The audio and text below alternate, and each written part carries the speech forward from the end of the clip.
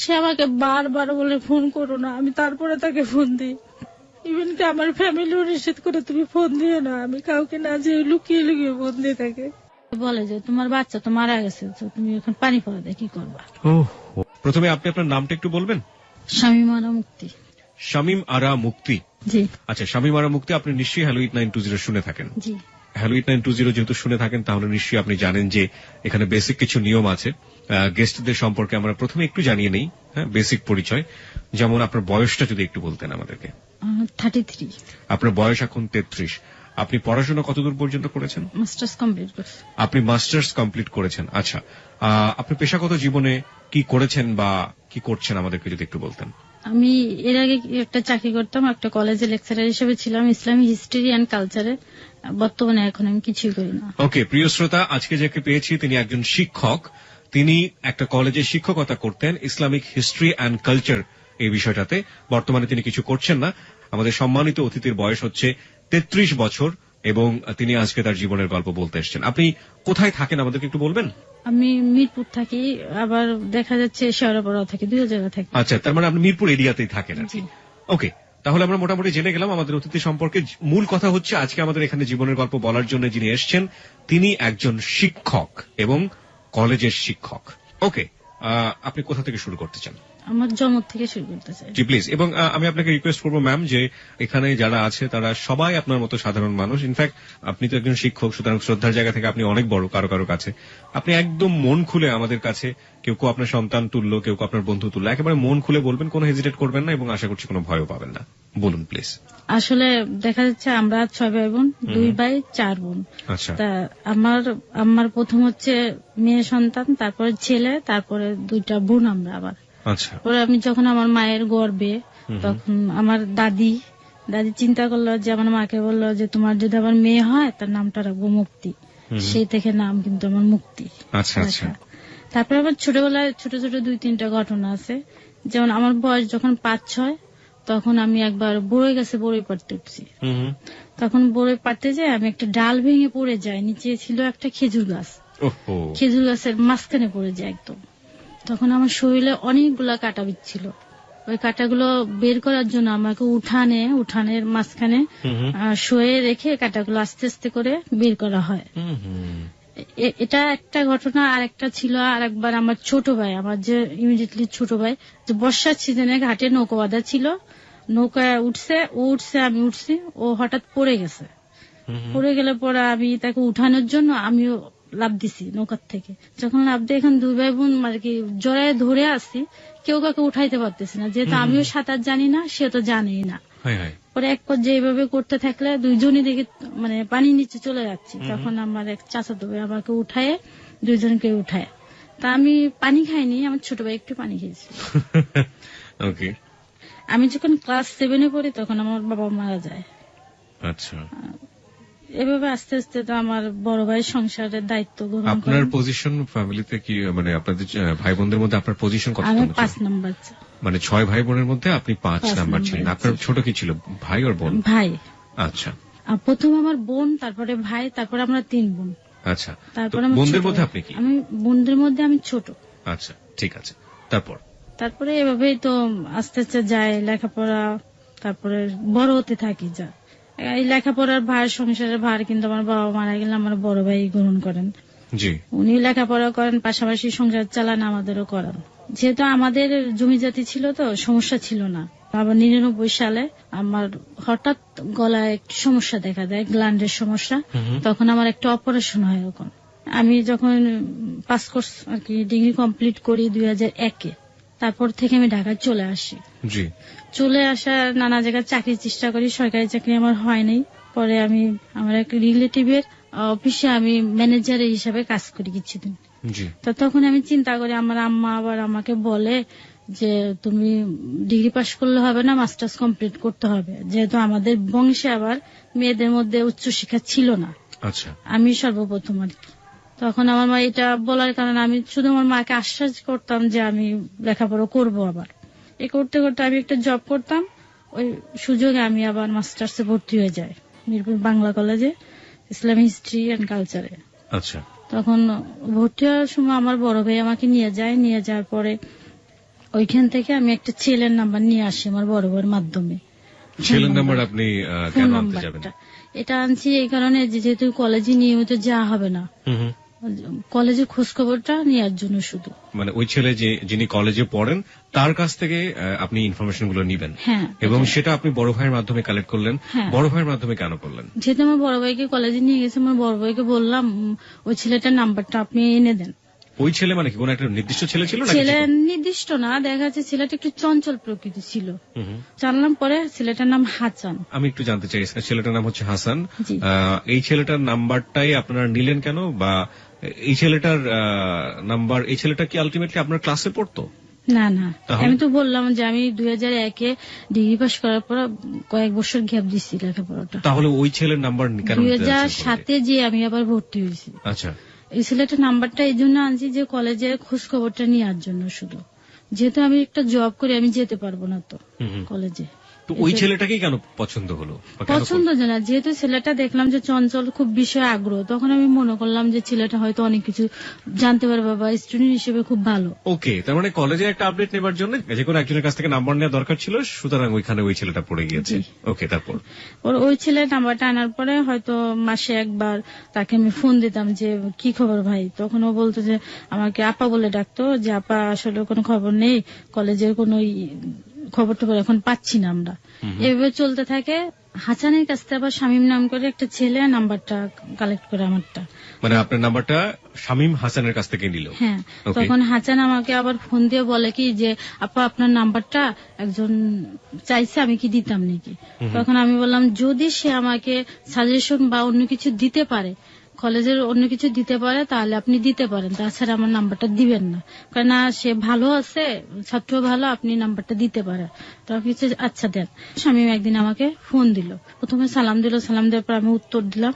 উত্তর দেওয়ার পর পরে বলতেছে যে আমি শামীম, আপনার নাম্বারটা হাসানের কাছ থেকে নিয়েছি। তখন আমি বললাম ও আচ্ছা ঠিক আছে। বললো যে আপনি কি কলেজে গিয়েছেন? আমি বলছি জি না, আমি তো সময় পাই না, কলেজে যেতে পারি না। আপনি যদি কলেজে যান আমাকে একটু ইনফরমেশন দিয়েন। এটা যখন বললাম ঠিক আছে। এবারে যাই, প্রায় 1 মাস পরে আবার ওরকম ফোন দিয়ে বললো আপনি কলেজে গিয়েছেন কেন? আমি না, আমি কলেজে যাইনি, আমি ফোন দিয়ে জেনে নিই কলেজে, মাঝে মাঝে অফিসে ফোন দিয়ে। এভাবে যেতে থাকে, দেখা যাচ্ছে 4-5 মাস পর এভাবে হয়তো 2 থেকে 3 বার আমাকে ফোন দেয় শামীম। মাঝে মাঝে হাসানের সঙ্গেও কথা হয়। ফোন দেওয়ার পর এক পর্যায়ে আমার যখন জবটা করতাম, আমার বন্ধু ছিল সোমবারে ছিল আমার বন্ধু, আর এদিকে শামীম থাকতো আবার সাভারে, ওর বন্ধুটাও ছিল সোমবারে। তো এটা তো আমরা জানতাম না কেউ। তো আমি ওদিনকে বাসায় এসে সাপ্তাহিক যে পোশাক আশাক গুলো ওয়াশ করার জন্য কাজ করতেছি। তো ওই মুহূর্তে শামীম ঢাকা আসছে, এসে আমাকে বললো যে আপনার সঙ্গে আমি একটু দেখা করতে চাই। তা আমি বললাম আমি তো ব্যস্ত, আমি তো দেখা করতে পারবো না, আমি এত দূর থেকে আসছি, আপনি যদি আমার সঙ্গে একটু দেখা করেন আমার ভাল লাগবে। আমি বলছি যে দেখেন আমি তো খুব ব্যস্ত, আমি তো দেখা করতে পারবো না, দুপুরের টাইমে। বলছে যে আপনি একটু দেখেন কাজটা সেরে আমার সঙ্গে একটু দেখা করেন, আমি 10 নম্বর থেকে আসি, তখন আমি মিরপুর 2 নম্বর থাকি। এটা বলার পর ঠিক আছে আপনি 10 নম্বর থেকে ঘুরে আসেন। এসে আমাকে আবার ফোন দিচ্ছে, ফোন দিয়ে বলল যে আপনি কই, আমার সঙ্গে একটু দেখা করেন।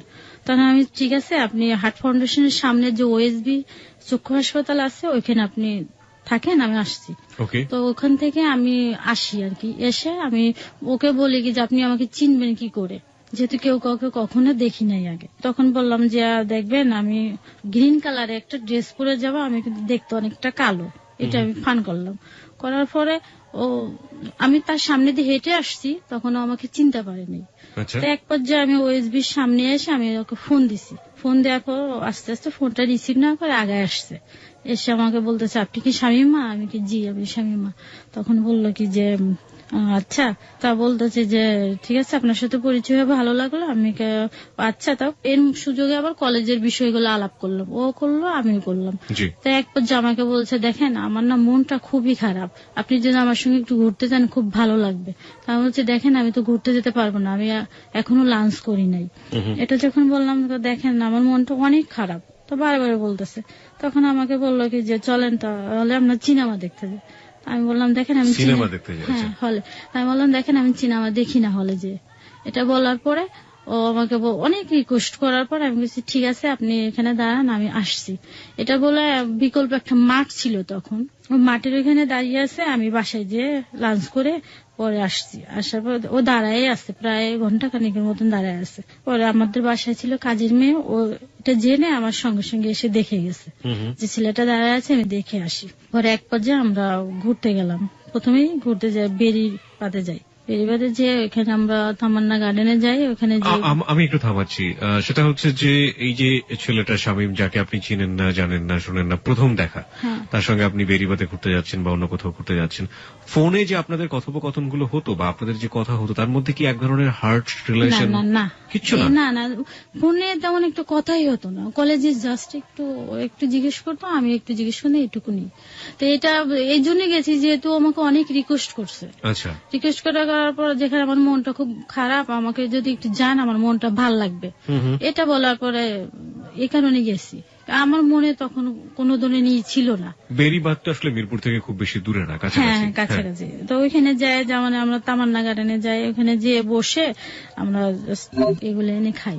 তো এক পর্যায়ে যে অন টাইমের গ্লাস গুলা দেয়, ওগুলাকে আমি ঢেলে অর্ধেকটা খেয়ে ওটার মধ্যে একটা রেখে ওর মধ্যে আবার কিছু টুক দিয়ে আমি বললাম এটা আপনি খান। তো দেখি যে খেয়ে ফেললো। তা আমি বললাম যে আপনাকে চিনি না জানি না, আপনি আমার খাওয়াটা খেয়ে ফেললেন। তাই হেসে দিল আর কি। হেসে দেওয়ার পরে এভাবে ঘুরে চলে আসার সময় আমি আবার চশমা পরি, তো চশমাটা খুলে ফেললো চোখ থেকে। খুলে এই কারণে ফেললো যে আমি চোখে দেখি কিনা এটা জানার জন্য। তা বলতে আমি বললাম চশমাটা খুললেন কেন? কি দেখি এমনি। তা বলতেছে ওইখানে কি লেখা ওইটা পড়তে পারেন? আমি হ্যাঁ, কেন পারবো না। তা এইভাবে যাই, চলে আসি। তা চলে আসার সময় আমাকে বললো যে আপনি আমাকে ফোন দিলে আমার খুব ভালো লাগবে। তা আমি বললাম যে আমি ফোন দিতাম না।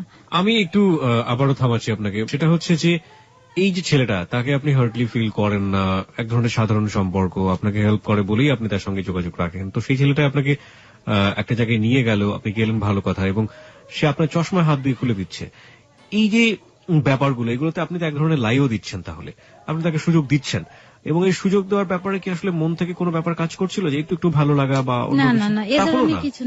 তখনও ভালো না লাগলে আপনি একটা ছেলেকে আপনার চোখ থেকে চশমা খুলতে দেবেন, ব্যাপারটা কেমন হয়ে গেল না?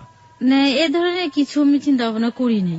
আচ্ছা, চিন্তা ভাবনা আসেনি, হয়ে গেছে স্পন্টেনিয়াসলি। ওকে, তারপর এরকম এটা তারপরে আমাকে অনেক রিকোয়েস্ট করছে যে আপনি যদি আমাকে ফোন দেন তাহলে আমার ভালো লাগবে।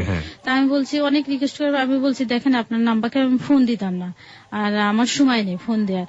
তখন বলতেছে যে না, আপনি ফোন দিলে আমার খুব ভালো লাগবে। তখন এক পর্যায়ে বলে ফেলছে আপনার নাম্বারটা পচা, নাম্বারে আমি ফোন দিতাম না। চাই ওদিনকে তো চলে যায়, আমি চলে আসি আমার বাসাতে, সে চলে যায় সাভারে। তো মাঝে মাঝে হয় রাত্রে একটু ফোন দেয়, 1-2 মিনিট কথা বলি, হাই হ্যালো কেমন আছে, এই জাস্ট এইটুকু না, আর কিচ্ছু না। তাই এক পর্যায়ে আমি যখন ওর সঙ্গে পরিচয় হলো, এটা ছিল নভেম্বরের 5 তারিখ 2007-এর সোমবারে পরিচয় হয়। মঙ্গলবার বুধবারে যে আমি একটা অ্যাক্সিডেন্ট করি, সেটা হচ্ছে কিরকম, আমি অফিস থেকে যখন আসি রোড পার হতে যে সামনে বাস প্লাস সিএনজি, তখন আমি ওখানে দাঁড়িয়ে পড়ার পর সিএনজিটা আমাকে বাড়িতে ফেলে দিয়ে চলে যায়। যখন সিএনজি আমাকে বাড়ি দেয় তখন হাত দিয়ে আমি ওটা ঠেকানোর চেষ্টা করি। তো এক পর্যায়ে আমার হাতটা কেটে যায়, প্লাস আমার মুখটা ঠোঁটের ভিতরে কেটে যায়। তখন আমার মুখ দিয়ে অনেক রক্ত বের হয়। তো ওইখানে পরিচিত একটা লোক ছিল, দৌড়ে এসে আমাকে উঠায় আর কি রাস্তার থেকে। আমি ওই অবস্থায় বাসায় চলে যায়, যে আমার বোন তারা হুড়া করে আমাকে ডাক্তারের কাছে নিয়ে যায়। তো এই খবরটা আমি তাকে রাত্রে যখন ফোনে আবার জানাই শামীমকে, তো শামীম করে পরের দিন চলে আসে সাভার থেকে আমাকে দেখার জন্য। বাড়িতে না, আমি তো ঢাকা মিরপুর থাকি, 2 নাম্বার থাকি। আর ওখানে কোথায় থাকতেন? ওখানে মিরপুর 2 নম্বরে কোথায়, মানে হোস্টেল? না, আমার বোনের বাসায়। আপনাদের বাড়িতেও এক ধরনের তো বাড়ি নিশ্চয়ই? হ্যাঁ, ভাড়া বাড়ি। তো ওই ভাড়া বাড়ি আপনাকে দেখার জন্য চলে আসলো? না, ভাড়া বাড়িতে আসেনি, আমি ফোন দেওয়ার পর ও চলে আসছে, জাস্ট বাইরে ওয়েট করছে। ওকে, কি সমস্যা হয়েছে? তো আমি বললাম যে আমার দাঁতে একটু সমস্যা হয়েছে, দাঁতটা ভেঙে গেছে। আসলে দাঁতের সামনের দিকে একটু ভেঙে গেছে, তো ও মনে করছে কি দাঁতটা মনে পড়ে গেছে। তো এটা করে অফিস না করে ও চলে আসছে। তখন একটা এনজিওতে কাজ করতো। চলে আসার পরে দেখে যে না, আমার দাঁত ঠিক আছে, আমার হাতটা কেটে গেছে এবং ঠোঁটটা কেটে গেছে। তাই এরকম আমরা দেখা করলাম। আমরা দেখা করতে যে চলে গেলাম চিড়িয়াখানার দিকে। চিড়িয়াখানা? হ্যাঁ, যেখানে বাসায় তো জিনিসটা জানাই নেই। আমাকে দেখে টেকে ও আবার চলে যায় সাভারে।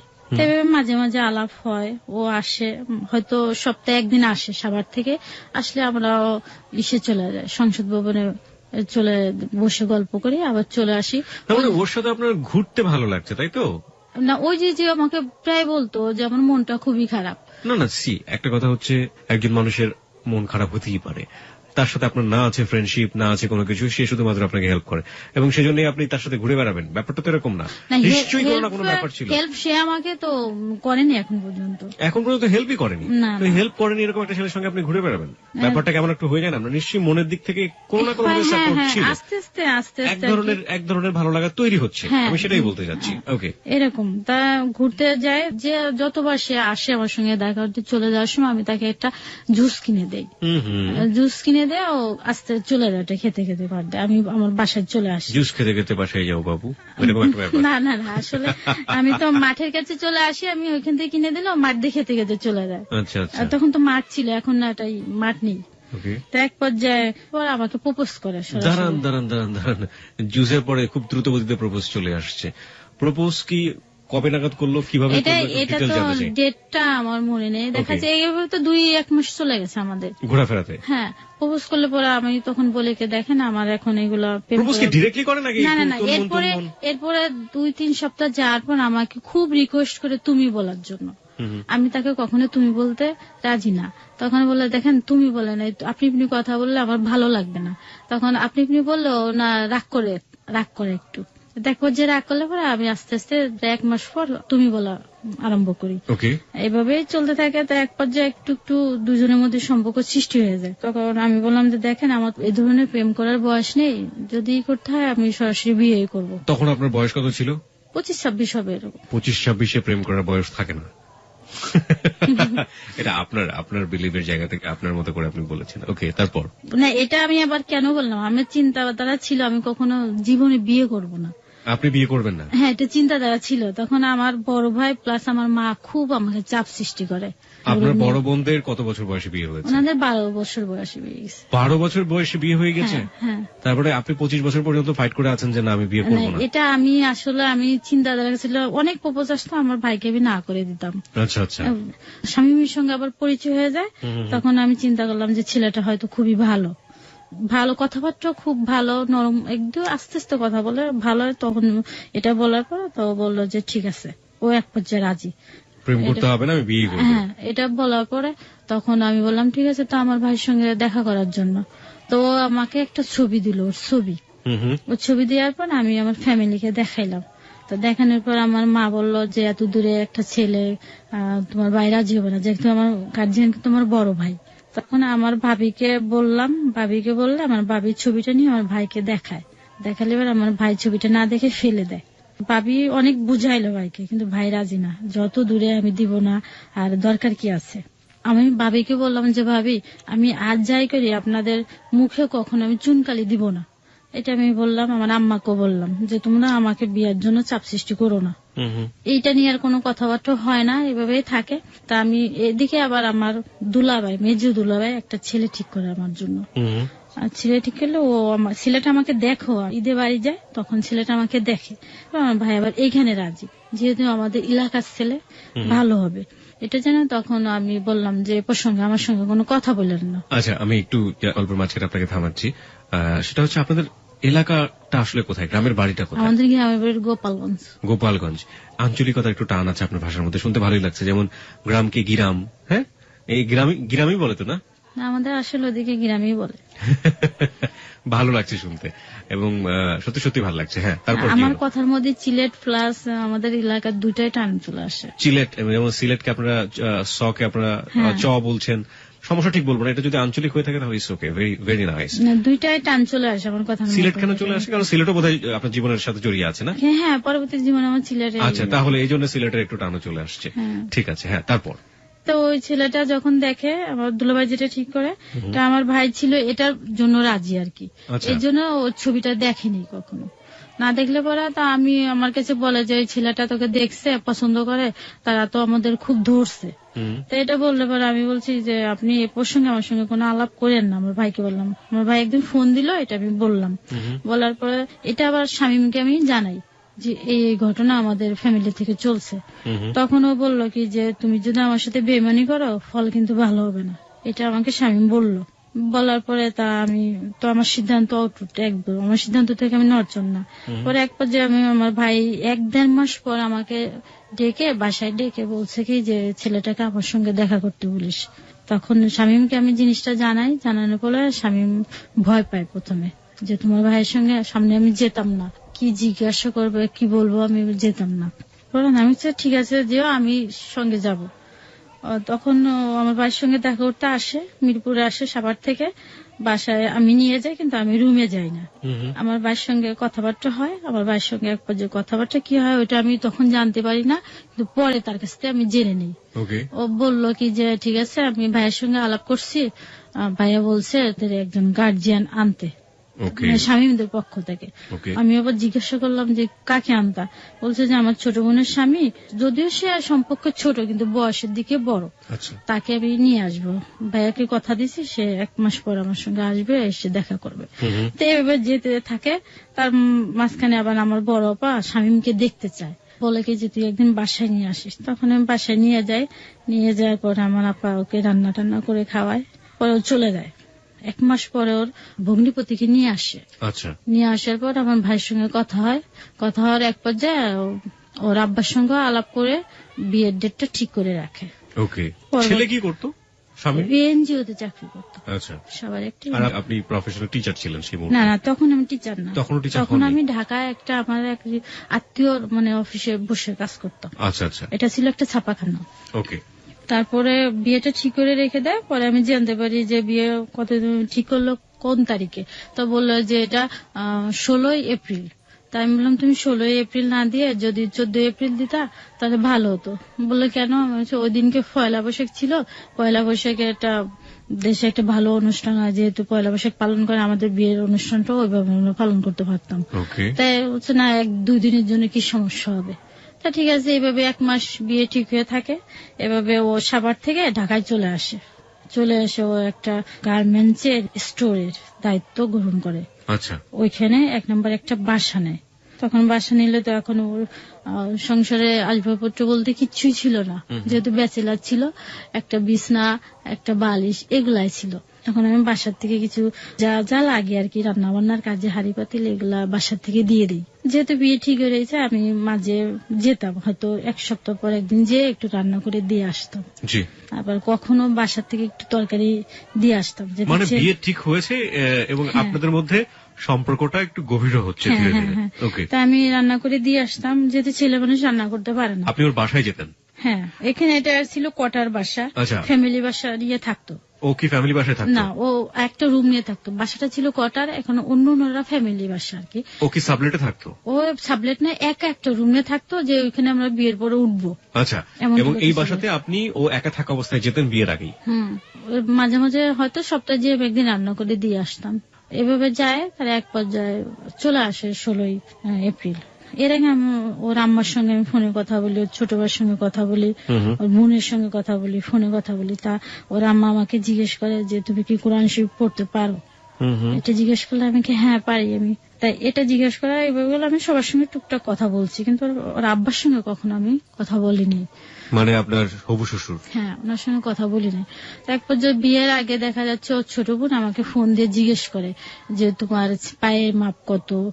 এইভাবে যায়, দেখা যাচ্ছে তখন আমি যে চাকরি করে আমি কিছু টাকা জমাই, বেশি না 25,000 টাকার মতন জমাই ব্যাংকে। আমি একটা অ্যাকাউন্ট খুলি। স্বামীমের আবার একটা চাকরি ছিল, তো সামান্য বেতন পাইতো, ও কিভাবে কি দিবে।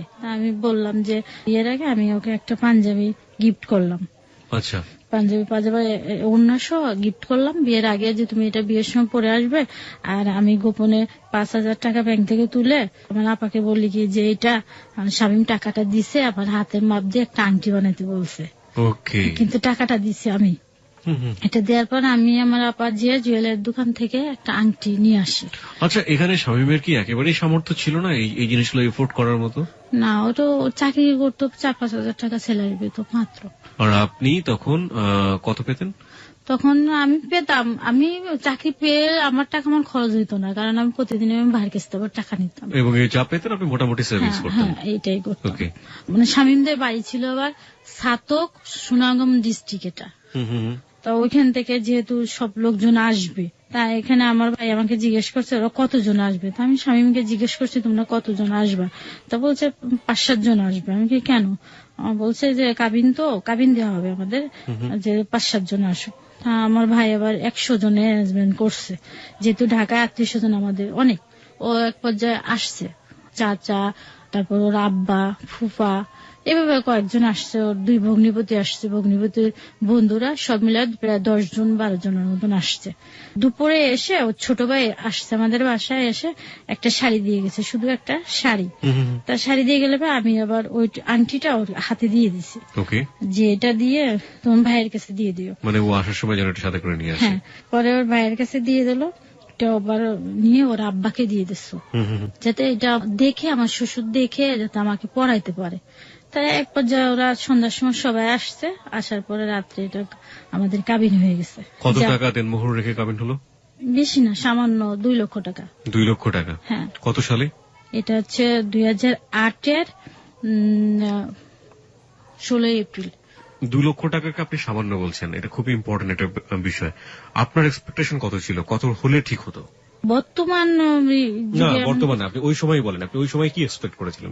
আমার ধারণা ছিল 5 লক্ষ টাকা হবে। 5 লক্ষ টাকা হবে, আচ্ছা, ওকে। তারপর এটা যে কাবিন এটা দিছে, এটা তো আমি জানি না। এটা কাবিন হয়ে যায়, এক পর্যায়ে সবাই চলে যায় আর কি, ওরা আবার রাত্রে গাড়িতে চলে যাবে, ওরা এসে আর কি হোটেলে ওঠে আর কি।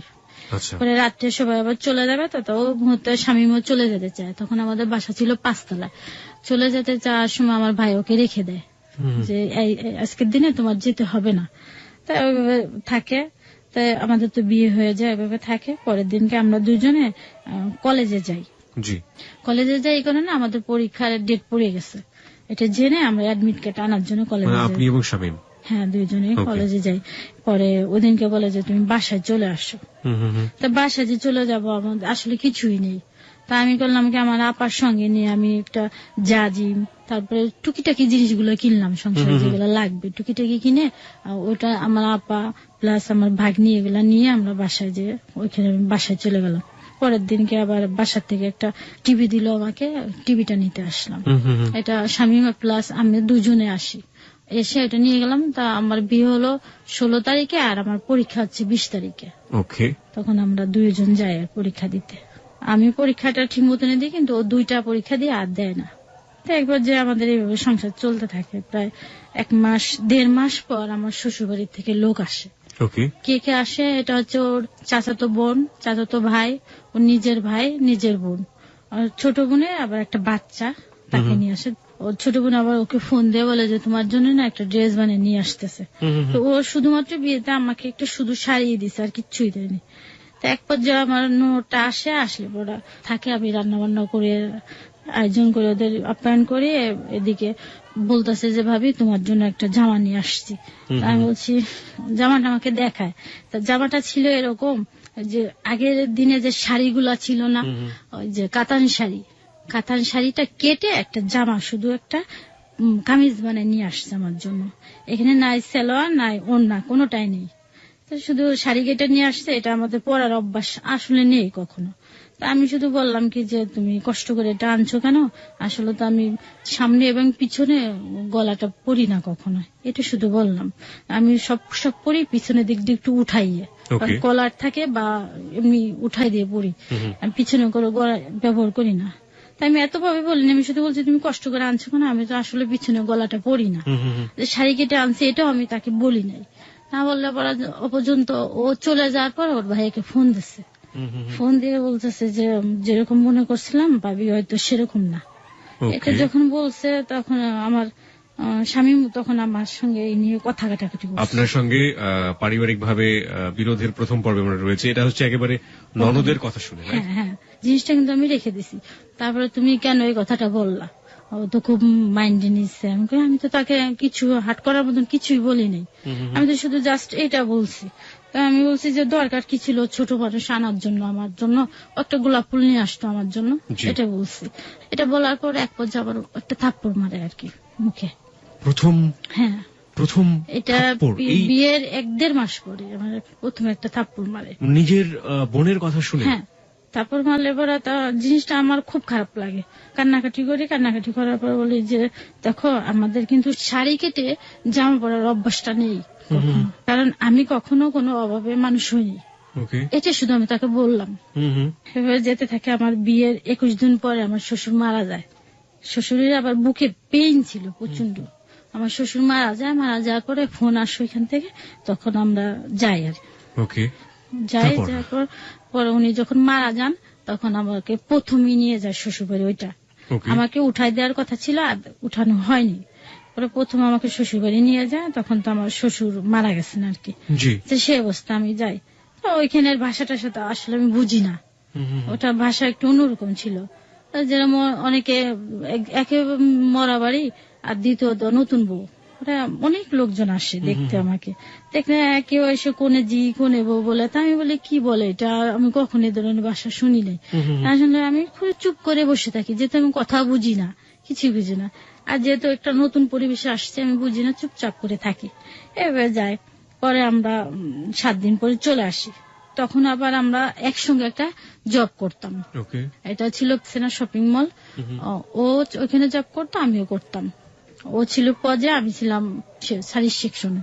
দুজনে এখানে জব করতাম। এভাবে আমাদের সংসার ভালোই যায় আর কি, চলতে থাকে। এই চটটা খাওয়ার পরেও হ্যাঁ, না আমি না কিছু মনে করি না, ও যাই করুক না আমি কিছু মনে করি না। কারণ ওর প্রতি যে আমার একটা গভীর ভালোবাসা ছিল, এর জন্য আমি কিছু মনে করি না। এভাবে আমাদের সংসার যেতে থাকে। যেহেতু কোয়ার্টার বাসা থাকা আমার অভ্যাস নেই কখনো, যেহেতু দুজনের সামান্য স্যালারি পেতো, আমার সংসার চলতে একটু সমস্যা হয়ে যেত। তা আমি মাঝে মাঝে আমার ভাইকে ফোন দিলে আমার ভাই টাকা দিয়ে আসতো আমাকে। তো ওই দিনকে ওই রকমই হয়েছে। আমার ভাইকে ফোন দিয়েছেন, আমার ভাই বলছে কি ঠিক আছে তুমি নিচে নেমে এসে টাকাটা নিয়ে যাও। তো আমি দুপুরের সময় আমি রান্না চড়াইছি, রান্নাটা রেখে আমি গেছি। আর একদিকে অন্য একটা মহিলা আমার রান্নাটা রেখে চুলাটা নিয়ে গেছে আর কি, নিয়ে রান্না শুরু করছে। একজনের জিনিসটা আরেকজন টানাটানি করে ব্যাপারটা না, চুলাটা কোয়ার্টার বাসা ছিল তো, অনেকগুলা 4টা চুলা, দেখা যাচ্ছে 5-7টা ফ্যামিলি রান্না। সেটাই তো বলছি যে একজনের চুলা আরেকজন রান্না করে এবং টানা হেঁচড়া হয়। হ্যাঁ, তো দেখা যাচ্ছে আমি তো নিচে গেছি টাকা আনতে, আমার ভাইয়ের সঙ্গে দেখা করতে। আমার চুলাটা উনি রান্না করতেছে, আমি কিন্তু রান্নাটা শেষ করে পারিনি। তখন একবার যে এটা নিয়ে উনি কথা কাটাকাটি হয়েছে। তো আমার হাজবেন্ড স্বামী তখন এটা না শুনে না যাচাই করে একবার আমার খুব মারে।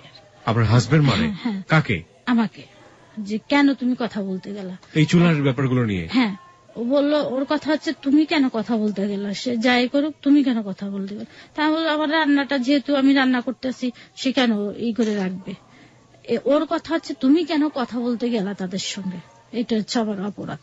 আর একদিনও এরকম ওই চুলা নিয়ে এরকম হয়েছে, আমি রান্না করতেছি, তা একটা জায়গা পরিষ্কার করে এক মহিলা আমার রান্নার উপর দিয়ে একটা যে কাপড়, মানে ঘরটার মোছা যে কাপড়টা, ওটা রেখে ওখানে গ্রিল ছিল, গ্রিলে রাখতে যায়।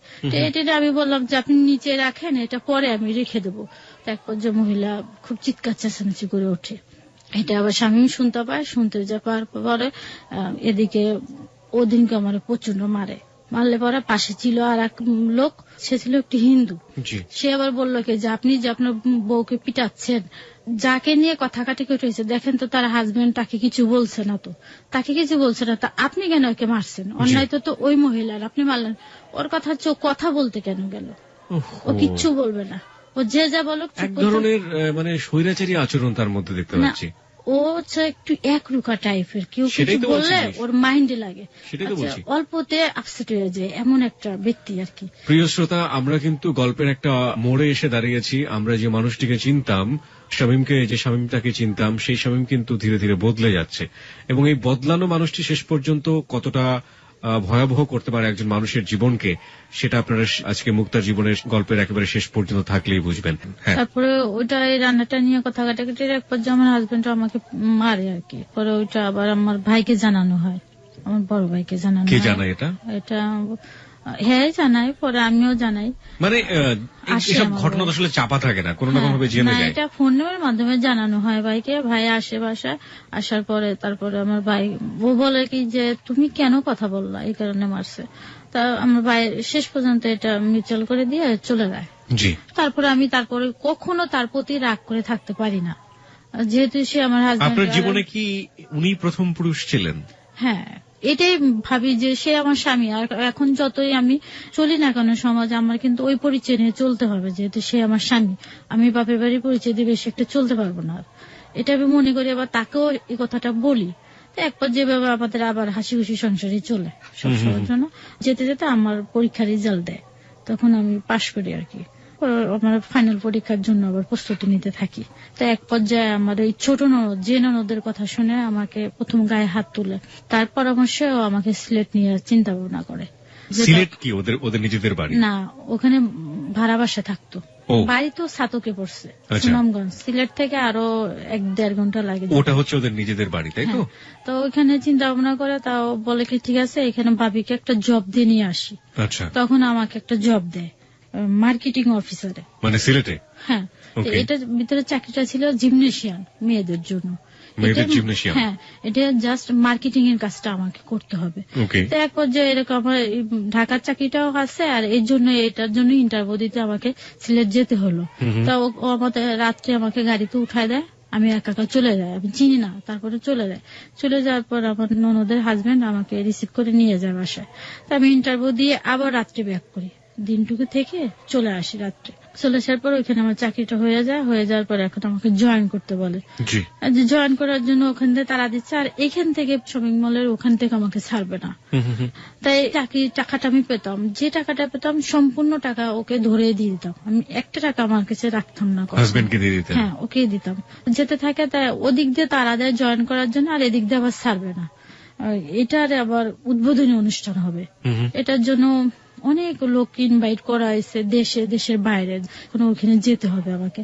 আর একবার আমি ওখানে আবার গেলাম, যার পরে রাত্রে যাই, আবার দিনে চলে এসে অনুষ্ঠানে অ্যাটেন্ড করে চলে আসি। ওদের ইচ্ছা ছিল এটা ভিডিও করে মানে লন্ডনে এটা চালাবে আর কি। বাংলা যে টিভিটা আছে, বাংলা টিভিতে এটা প্রচার করে। কি ভিডিও করবে? এটা যে জিমনেশিয়ানের এইটা। আচ্ছা আচ্ছা। তো এইভাবে চলে আসলাম। চিন্তা করলো যে তোমাকে ওখানে জব করার জন্য ডাকতেছে, তো তুমি চলে যাও, আমি কিছুদিন পর এটা ছেড়ে দিয়ে চলে আসবো। তো আমাকে পাঠায় দেয়, আমি চলে যাই সিলেট, যে আমি এটা জয়েন। মানে আপনার হাজবেন্ড থেকে গেল ঢাকাতে, আর আপনি চলে গেলেন সিলেটে? আমি চলে যাই, কিন্তু আমার ননদের বাসায় আমি উঠি। তো ওখানে কোন ননদ? যে ননদ কি আপনাকে মানে হাত তোলে যার কারণে, সেই ননদের বাসাতে আপনি চলে গেলেন? সেই বাসার নিয়ে হলো যে অনেকগুলো রুম নেওয়া হলো, যে বাবিও টাকা পয়সা দিবে আর আমরাও দিব, এভাবে চলে থাকে। তাই এখানে আমি জব করতে থাকি। ননদও ওইখানে আবার জব করে, রিসিপশনের জব করে, আর আমাকে মার্কেটিং অফিসারে দেয় একই প্রতিষ্ঠানে। হ্যাঁ, একই প্রতিষ্ঠানে। তো ওইখানে যে ম্যানেজার ছিল, ম্যানেজারটা এবার কথাবার্তা আমার ভালো লাগতো। কেন ভালো লাগতো না? ভালো লাগতো না, সে অন্য অ্যাঙ্গেলের কথাবার্তা বলতো, যেটা আমার খারাপ লাগতো। কি ধরনের? যেমন আপনি ঢাকার ওদিকে, আমি ঢাকার ওদিকে, আপনি আমাকে সময় দেবেন, আমরা ঘুরতে যাবো, মুক্তমুখ, এগুলা। তো এগুলো আমার খুব খারাপ লাগতো।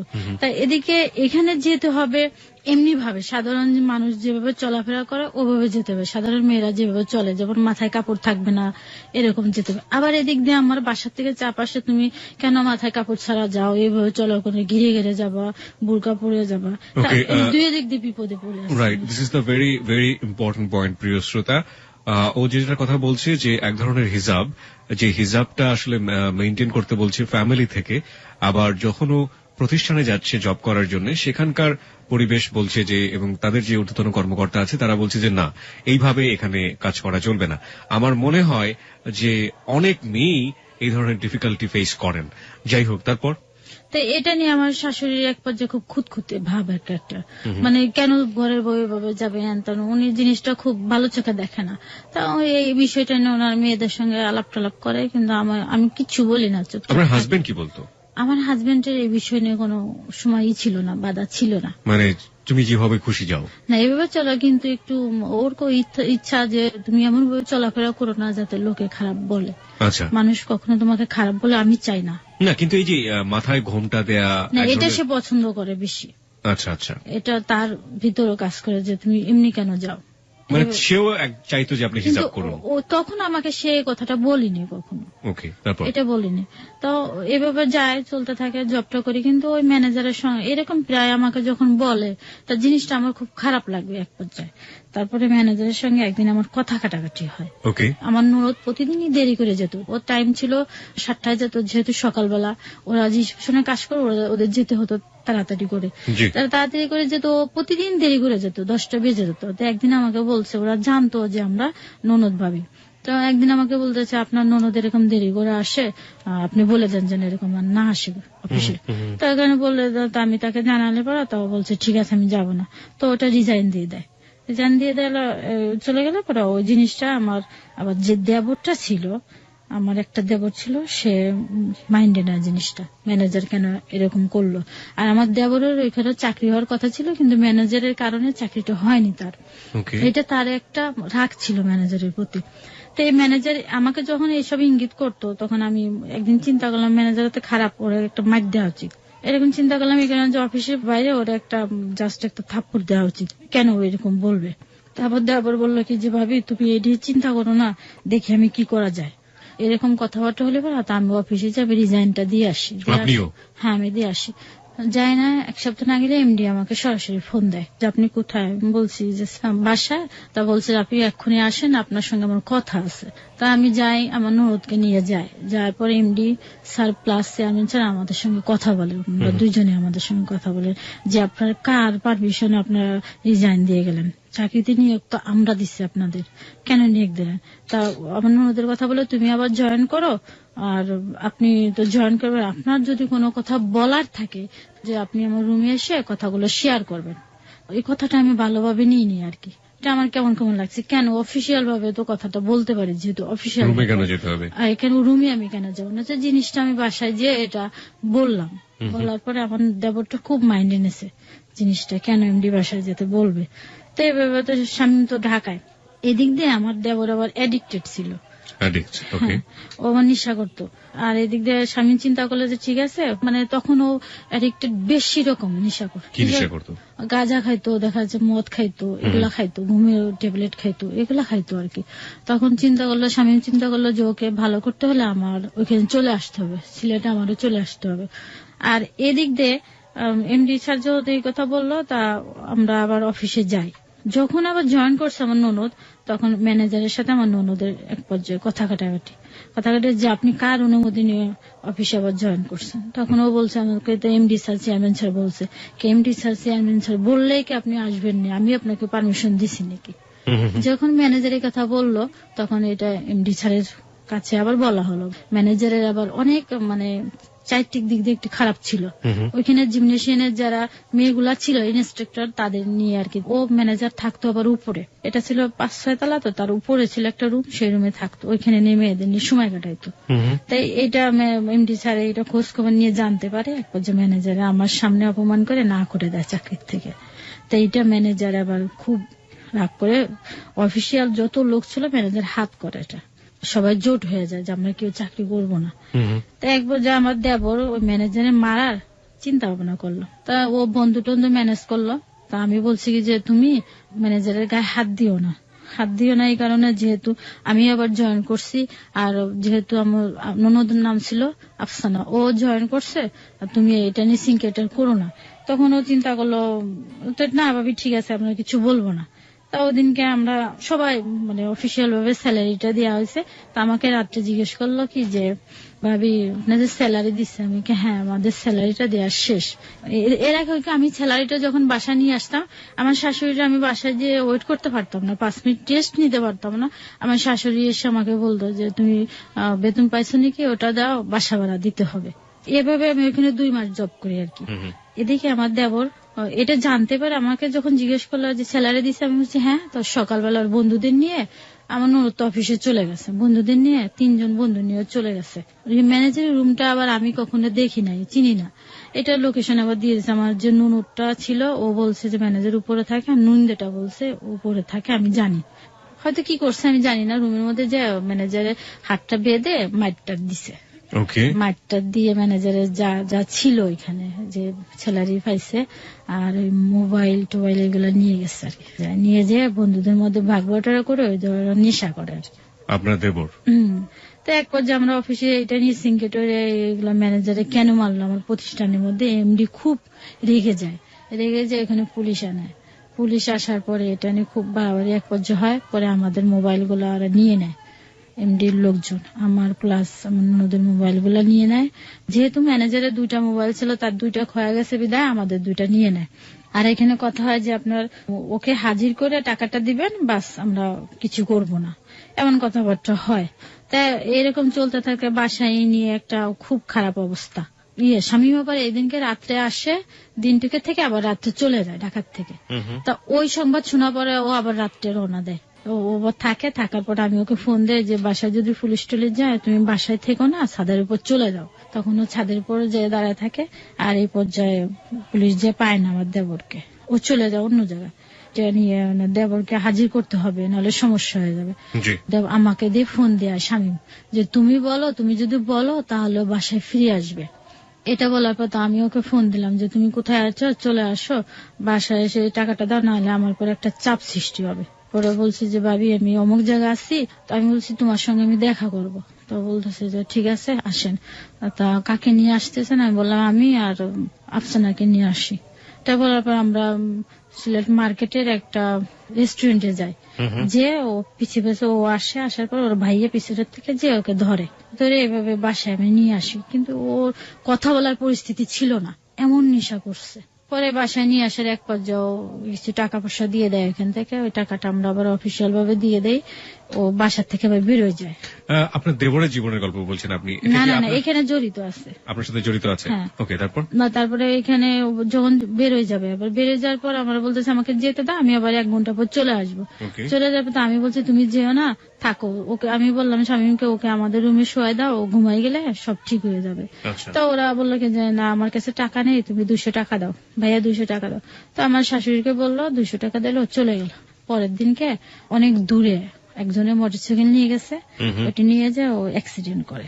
এদিকে এটা ছিল সাল ছিল 2009 আর কি। ও অ্যাক্সিডেন্ট করে পানির মধ্যে পড়ে যায় আর কি। লোকজন ওকে উঠানোর পরে পুলিশে এটি করে, তখন মোবাইল থেকে ও সিমটা নিয়ে ফোন দিয়ে ওর ভাইয়াকে জানায়, মানে ননদের হাজবেন্ড, ওদেরকে জানানো হয়। এভাবে থাকে 1 সপ্তাহ ওকে আমরা ট্রিটমেন্ট করি, কিন্তু তার কোনো সেন্স ছিল না। পরে শুক্রবারে যে আর ফেব্রুয়ারি 20 তারিখে মারা যায় আপনার দেবরটা। ওই মারা গেলে পরে এই দায়টা আমার গাড়ি চাপ দিয়ে দেয় ওরা। আমার ননদটা বলে যে ওনার কারণে আমার ভাইটা মারা গেছে, এটা বলে। আর আমার শ্বশুর যে মারা গেছে আমাদের বিয়ের 3 মাসের মাথার দিকে, তখন ওটা আমার গাড়ি চাপ দিয়ে দেয় আমার ননদটা। এই ননদটাই বলে কি যে ওনার কারণে আমার বাবা প্লাস আমার ভাই মারা গেছে। তার স্বামী কখনো এই কথাটা বলে না যে ওর কারণে মারা গেছে। এইভাবে চলে। আমি 2 মাস জব করার পর আর করি না ওইখানে, যেহেতু এটা সিঙ্গেট হলে আর জবটা হয় না। পরে স্বামী সিলেটে চলে যায়। 1-1.5 মাস পরে যে ও একটা চাকরি নেয় একটা ক্লিনিকে চাকরি নেওয়ার পর সামান্য স্যালারি পায় আর কি, 4000 টাকার মতন পায়। তো ও দিয়ে তো কিছু করা সম্ভব না। তাই এইভাবে চলতে থাকে। কিন্তু আমার উঠতে বসতে আমার ননদ অনেক কথাবার্তা আমাকে শোনায়। তারপর আমার শাশুড়ি খুদ ধরতে থাকে, মানে আমার শাশুড়ি প্রথম দিক থেকে আমার মনে হয় মেনে নিতে পারেনি। এই কারণে যে আমি সিলেটের বাইরের মেয়ে, ওরা আবার সিলেটের বাইরে আত্মীয়তা করে না, খুব কম করে। এই জন্য আমাকে মন থেকে মেনে নিতে পারেনি। এরকম আমাকে বারে বারে বেশি কথা বলতে থাকে। আমি না ঘরে দরজাটা দিয়ে কাঁদতে থাকি, কিচ্ছু বলি না, কিছু না বলে। আপনার হাজবেন্ডকে কখনো এগুলো বলেন? না না, ওকে আমি কখনো কিচ্ছু বলি না। কেন? ও বিশ্বাস করবে না, ওর কাছে ওর মা বোন ছাড়া জীবন আপন কেউ নাই, ও বিশ্বাস করে তাদের। তাই এভাবে বলতে থাকে। দেখা যাচ্ছে আমি কতটুকুন খেলাম, যেগুলো বলা উচিত না, কতটুকুন খেলাম, এগুলা স্বামীর কাছে আমার শাশুড়ি একদিন বলে বউ এরকম খেলো, এই কাজটা করে না, ওই কাজটা করে না। তা দেখা যাচ্ছে আমার ননদ প্লাস তার হাজবেন্ড এক রুমে ঘুমাই আছে, সকাল 10টা-11টা পর্যন্ত ঘুমাই আছে। তো তাদের রুমে তো আমি যেতে পারবো ওই সময়, তাদের রুমটা আমি ঝাড় দিতে পারতেছি না। তো এটা আমার দোষ হয়ে যায় যে কেন ঝাড় দিল না। তাদের যে বলে যে তারা হাজবেন্ড ঘুমায় আছে, আমি কেন যাবো রুমটা, এটা তারা বুঝে না। ছোট ছোট বিষয় প্রিয় শ্রোতা, কিন্তু এই ছোট ছোট বিষয়গুলো জীবনের জন্য কখনো কখনো অনেক বড় ধরনের দাগ কেটে যেতে পারে, যেগুলো আপনি শেষ পর্যায়ে গিয়ে বুঝতে পারবেন যে আসলে জীবনটা ধীরে ধীরে কতটা জটিল হয়ে যায় এইসব ছোট ছোট বিষয়গুলো জমতে জমতে। তারপরে এভাবে যেতে থাকে, এভাবে বিভিন্ন কথা বলা। দেখা যাচ্ছে সামান্য সরিষার তেল নিয়েও দেখা যাচ্ছে আমার ননদ আমাকে অনেক বেশি কথা বলে। তা আমি ঘরের ভিতরে কান্নাকাটি করি এই নিয়ে, কেন বলে। তখন আমার একটা ফুফু শাশুড়ি মেয়ে থাকে, ও আমার কান্না দেখে কাঁদে যে ভাবি তুমি, তোমার যে এত বেশি কথা বলে আমার খুব খারাপ লাগে। ওকে আবার আমি খুব আদর করতাম। জি। তো এভাবে চলতে থাকে, যার এক পর্যায়ে একদিন হয়েছে কি স্বামী তো চলে আসে সিলেটে, ও থাকে একটা প্রাইভেট ক্লিনিকে চাকরি করে। একদিনকে হয়েছে কি এক ধরনের মাছ আনছে যেগুলো আমি খাই না, কখনো খাই না ছোটবেলা, আমি এবার একটু বেছে বেছে খাই। কি মাছ? এটা বাইন জাতীয়, বাইনটা আমি খাই না। ইয়াম্মি, টেস্টি অনেক। ওকে, বাইন গুতুম যেগুলা বলে এগুলো আমি কখনো খাই না। ওকে, কারো কাছে এটা খুব মজার, কারো কাছে এটা খুব এগুলা নিয়ে আসে, এগুলো দিয়ে ও 3-4 করে তরকারি রান্না করে, কিন্তু আমি খাইনি। তা আমার শাশুড়ি প্লাস আমার হাজবেন্ডকে খাবার দিয়ে আমি না আমার রুমে চলে গেছি। রুমে যে ভাতটা নিয়ে গেছি, ভাত নিয়ে যে আমি স্রেফ মরিচ আর পেঁয়াজ দিয়ে খাওয়া শুরু করছি। ওকে, আমি কিছু বলি না, যেহেতু তার সামনে খেলে হয়তো তার খারাপ লাগতে পারে, এর জন্য আমি কিছু নিয়ে নি। স্বামী বলতেছে যে মুক্তি কই গেল। ওর আবার ও দেশে ভাষা বেটি বলতো মেয়েদেরকে। হ্যাঁ, ওরা বেটি বলতো, কিন্তু এটা এদিক দিয়ে কিন্তু খারাপ ভাষা, কিন্তু ওদের দিকে মেয়েদের বেটি বলতো বা পুরি বলতো। এক দেশের বুলি আরেক দেশের গালি, একটা কথাই আছে। পুরি বলে ডাকতো বা বেটি বলে ডাকতো। বেটি দেখে দেখলাম কই গেল। তার স্বামী উঠে যায়, দেখে কি যে আমি ভাত খাইছি। তার রাত্রে পুরি ব্যাপারটা নিশ্চয়ই অনেক, এটা অনেক মজার জোকসও আছে। পুরি কিন্তু এক ধরনের খাবার, আপনার নিশ্চয়ই আমি জানি। হ্যাঁ, কিন্তু ওদের দেশে পুরিটা বেশি ব্যবহার করে, পুরি পোয়া ছেলেদেরকে। এবং পুরি ওদের হোটেলগুলোতে গিয়ে মোটেও বলবেন না যে পুরি খাবো বা এরকম কিছু একটা। না, এখন তো আমি জানি, আগে তো ওগুলো জানি। হ্যাঁ, অ্যাকশন এবং রিয়াকশন না, ওদের কথাবার্তা অনেকে আমাদের এখান থেকে যদি কেউ গেছে কখনো বুঝতে পারে না, কথা বোঝে না, কিন্তু আমি তো সব বুঝি। তারপর আমাকে বলে কি রাত্রে পানি গরম করে নিয়ে আসো যখন ঘুমোইতে যাবো তখন। তা আমাকে বলছে কেন, পানি গরম করে নিয়ে আসো। বলছি, পানি গরম করে এনে দিছি মগে করে, এনে দেওয়ার পরে বলছে হরলিক্সটা গুলাও। হরলিক্স গুলাইতে বলছে, আমি হরলিক্স গুলাইছি। গুলানোর পরে বলছে এটা খাও। তাই বলছি দেখো আমি তো গরম জিনিস যদি রাত্রে খাই আমার ঘুম এমনি কম, আমার ঘুম হবে না। তা আমাকে বলতেছে তোমার এটা খেতে হবে। তাই আমি বলছি দেখো আমি খাবো না, তো আমি রাত্রে এটা খাবো না, আমার তো পেট ভরা, এখন আমি কিচ্ছু খাবো না। তো এক পর্যায়ে তুমি খাবা না কেন? কে জোর করছে? আমার হাজবেন্ড। কেন খাবা না এটা? আমি বলছি দেখো আমি রাত্রে যদি খাই আমার সারা রাত একটু ঘুমাইতে পারবো না। এটা বলার পর এক পর্যায়ে আমার একটা মুখে থাপ্পড় মারছে। থাপ্পড় মারার পরে না কথায় খুব তুচ্ছ বিষয় নিয়ে গায়ে হাত তুলতো। ওর একটা সমস্যা কি, ও একটু রাগী, কিন্তু ও যে হাতটা বা হাত দিয়ে মারতো বেশি, বা হাতে প্রচন্ড শক্তি। এবার আমি বলছি তুমি আমার থাপ্পড় দিলে কি আমি এটা খাবোই না। এটা বলার পরে কাপটা ধরে মানে ফেলে দিয়ে ভেঙে ফেলছে। পরে আমাকে 2-3টা থাপ্পড় দিলে। আমি বলছি দেখো এটা নিয়ে বাড়াবাড়ি করো না, আশেপাশে মা ওরা রয়েছে শুনতে পাবে। এটা বললে আমাকে আমার বাপ মা তুলে বকা দিয়ে ইচ্ছা মতন মার। আশেপাশে আমার শাশুড়ি ননদ টনদ আসছে, এটা না শুনিয়ে মিলে আমার শাশুড়ি বলে কেন বেটি কেন এত উচ্চস্বরে চিৎকার করে কেন। আর ননদ, আমার ননদটা শোনা নাই কিছু নেই, ও যে আমার মুখে গেছে মার নিয়ে গেছে। কি জিনিস সেটা? হাত নিয়ে গেছে মারার জন্য। আমার এই ছোট ননদটা। উনি তো আপনার হাজবেন্ডের চেয়ে বয়সে ছোট ছিল না আপনার ননদ? এই ননদ আপনার গায়ে হাত তোলার জন্য গিয়েছে? হ্যাঁ, যে আমাকে বলতেছে শ্যাট আপ এরকম বলছে। বলার পরে এই জিনিসটা আমি কিছু বলিনি, আমি মারছে, প্রচন্ড ভাবে মারছে, আমার জায়গায় জায়গায় লাল হয়ে গেছে আর কি, মারির চোটে পরে আস্তে আস্তে কালো হয়ে গেছে। তা কালো হয়ে পরে এদিকে আবার 40 দিন যে একটা করা হয় না, মিলাদ দেয়, সেটার জন্য দেশের বাড়ি যেতে হবে। আমি তো তার সঙ্গে কথাবার্তা বলি স্বাভাবিক, কিন্তু বাড়িতে যা দেখে আমার মুখে দাগ, হাত পায়ে দাগ। তো ওরা জিজ্ঞেস করে ভাবি কি হয়েছে। আমার চাচা তো ওরা আমাকে খুব ভালো জানে, বাড়ির সবাই আমাকে খুব ভালো জানে। তা বলছে যে তোমার এখানে দাগ কেন? আমি বলছি কিচ্ছু না, এমনিতেই। তা আমি আর এটা বলি নাই। তা বাসায় এসে ওই জিনিসটা স্বামীর খুব লাগছে যে আমি আমার বউকে মারছি, ব্যাস বলা কথা। তো তুই আমার ছোট বোন হয়ে কেন মার দিতে গেলি? ওই জিনিসটা ওই ধরছে, আমি তাকে কিচ্ছু বলিনি। তখন এটা ডেকে ওরা আমার শাশুড়িকে ডেকে বলছে আম্মা যে আমি মারছি, আফসানার তো উচিত হয়নি ওর গায়ে হাত তুলে যাওয়ার জন্য। আমার শাশুড়ি যে বুঝাইছে যে তোর তো আসলে জিনিসটা ভুল হয়েছে, তোর বড় বাবু তুই কেন গেছিস, তুই যে তোর বড় বাবুর কাছে ক্ষমা চা। তা বলতেছে আমি ক্ষমা চাইতে পারবো না।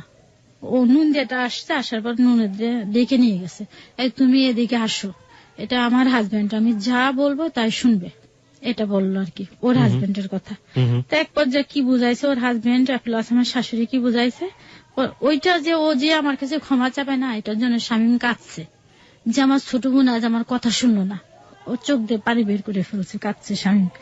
কাঁদার পরে তোমার বউ তোমাকে শিখাই দিছে কথাগুলো নাকি। আদৌ কিন্তু আমি কিছুই বলিনি তাকে। এটার জন্য পরে ও কি ভেবে বোঝানোর পরে আমার শাশুড়ি প্লাস নন্দেও আমার কাছে ক্ষমা চাইছে। ক্ষমা চাওয়ার পর আমার শাশুড়ি বলছে যে ছোট মানুষ বুঝতে পারিনি, তুমি কিছু মনে করো না, তুমি ওর মাথায় হাত দিয়ে আদর করে দাও। আমি ঠিক সেটাই করলাম। করার পরে এটা নিয়ে এভাবে চলতে থাকে, কিন্তু আমার ননদ উঠতে বসতে আমাকে বিভিন্ন কথা শোনায়। আর আমার শাশুড়ি যে খাওয়ার খুঁটা দেয়, এটা সেটা করার পরে আমি চিন্তা ভাবনা করলাম যে চলে যাবো এখান থেকে। স্বামীকে শুধু বললাম যে তুমি যদি ভালো চাকরি করতে পারো তাহলে আমি চলে যাই, চাকরি করে যদি আলাদা বাসা নিতে পারো তাহলে আমি আসবো, তাছাড়া আমি আসবো না। প্রিয় শ্রোতা, আমরা একটা বিষয় এখানে লক্ষ্য করলাম যে এমন একজন বাঙালি নারীকে আমরা পাচ্ছি একবারে শাশ্বত, বেশিরভাগ সময়ে যেটা আমরা দেখে থাকি, এটা কোনো হিন্দি সিরিয়ালের গল্প না, দিস ইজ রিয়েলিটি। এবং সে শিক্ষিতই হোক কিংবা মূর্খই হোক কিংবা অশিক্ষিতই হোক, যাই বলি না কেন, এই যে বউ শাশুড়ির যে দ্বন্দ্ব, এবং সেটা এক ধরনের বলা যেতে পারে যে ননদ থেকে শুরু করে হাজবেন্ড থেকে শুরু করে সবাই একটা এক পক্ষ হয়ে এই যে মেয়েদের উপরে কি বলা যেতে পারে ঘরের বউয়ের উপরে অত্যাচার, সেটা কিন্তু মানে ব্যতিক্রমী কোনো ঘটনা না। আপনি বাংলাদেশের গড়ে 10টা পরিবার সার্চ করে দেখবেন আপনি মোটামুটি 8 থেকে 9টা পরিবারের একই কাহিনী আপনি খুঁজে পাবেন। যাই হোক, বরং না হওয়াটা একটু ব্যতিক্রম মনে হয়। আমরা সেরকমই একজন নারীকে আজকে পেয়েছি যিনি গৃহে বিভিন্নভাবে মানসিক এবং শারীরিক টর্চারের শিকার হচ্ছেন। আমরা জানি না যে শেষ পর্যন্ত আমরা কোথায় গিয়ে দাঁড়াবো। হ্যাঁ, তারপর কি হলো? তারপরে এটা বলার পরে চিন্তা ভাবনা, স্বামী বললো যে ঠিক আছে তোমাকে রেখে আসি ঢাকায়। পরে আমরা রাত্রে আসার জন্য প্রস্তুতি হয়েছি। তারপরে আমার শাশুড়ি দিনকে স্বামীর কাছে আমার কাছে বেশ কিছু নালিশ করলো যে বেটি এই কাজ করে না, এই কাজটুকুন করে, আবার এইটুক করে না, বেটি এই কয়বেলা খায়, এতটুকুন করে খায়, এরকম ইত্যাদি ইত্যাদি কথা বললো, যেগুলো হ্যাঁ এই কারণে বললো যেহেতু আমার ননদ আমরা একসাথে রয়েছি, আমি 2 মাসে টাকা দিতে পারছি, আমি 3.5 মাস ছিলাম আর 1.5 মাস দিতে পারিনি। এই কারণে বলছি যেহেতু টাকা দিতে পারতেছি না, তার জন্য আমাকে বললো একটা খরচ আছে না, একটা মানুষের খরচ আছে না, এই জন্য বলছে কথাটা।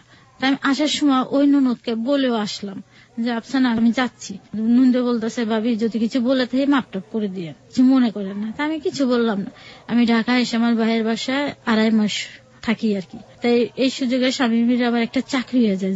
চাকরি হয়ে গেলে ও আবার এখানে ট্রেনিং দেয়, 15 দিনের জন্য ট্রেনিং এর জন্য আসে ঢাকায়। থাকার পর ওর যে ইটা দেয়, যেখানে জবটা দেয়, এটা হচ্ছে মৌলভীবাজার।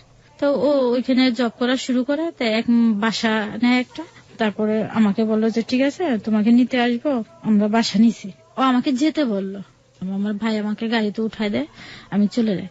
পরে আমাদের যে আসবে মালটাল ছিল ওটা নিয়ে আমরা একটা ট্রাকে করে মৌলভীবাজার রাত্রে চলে আসি।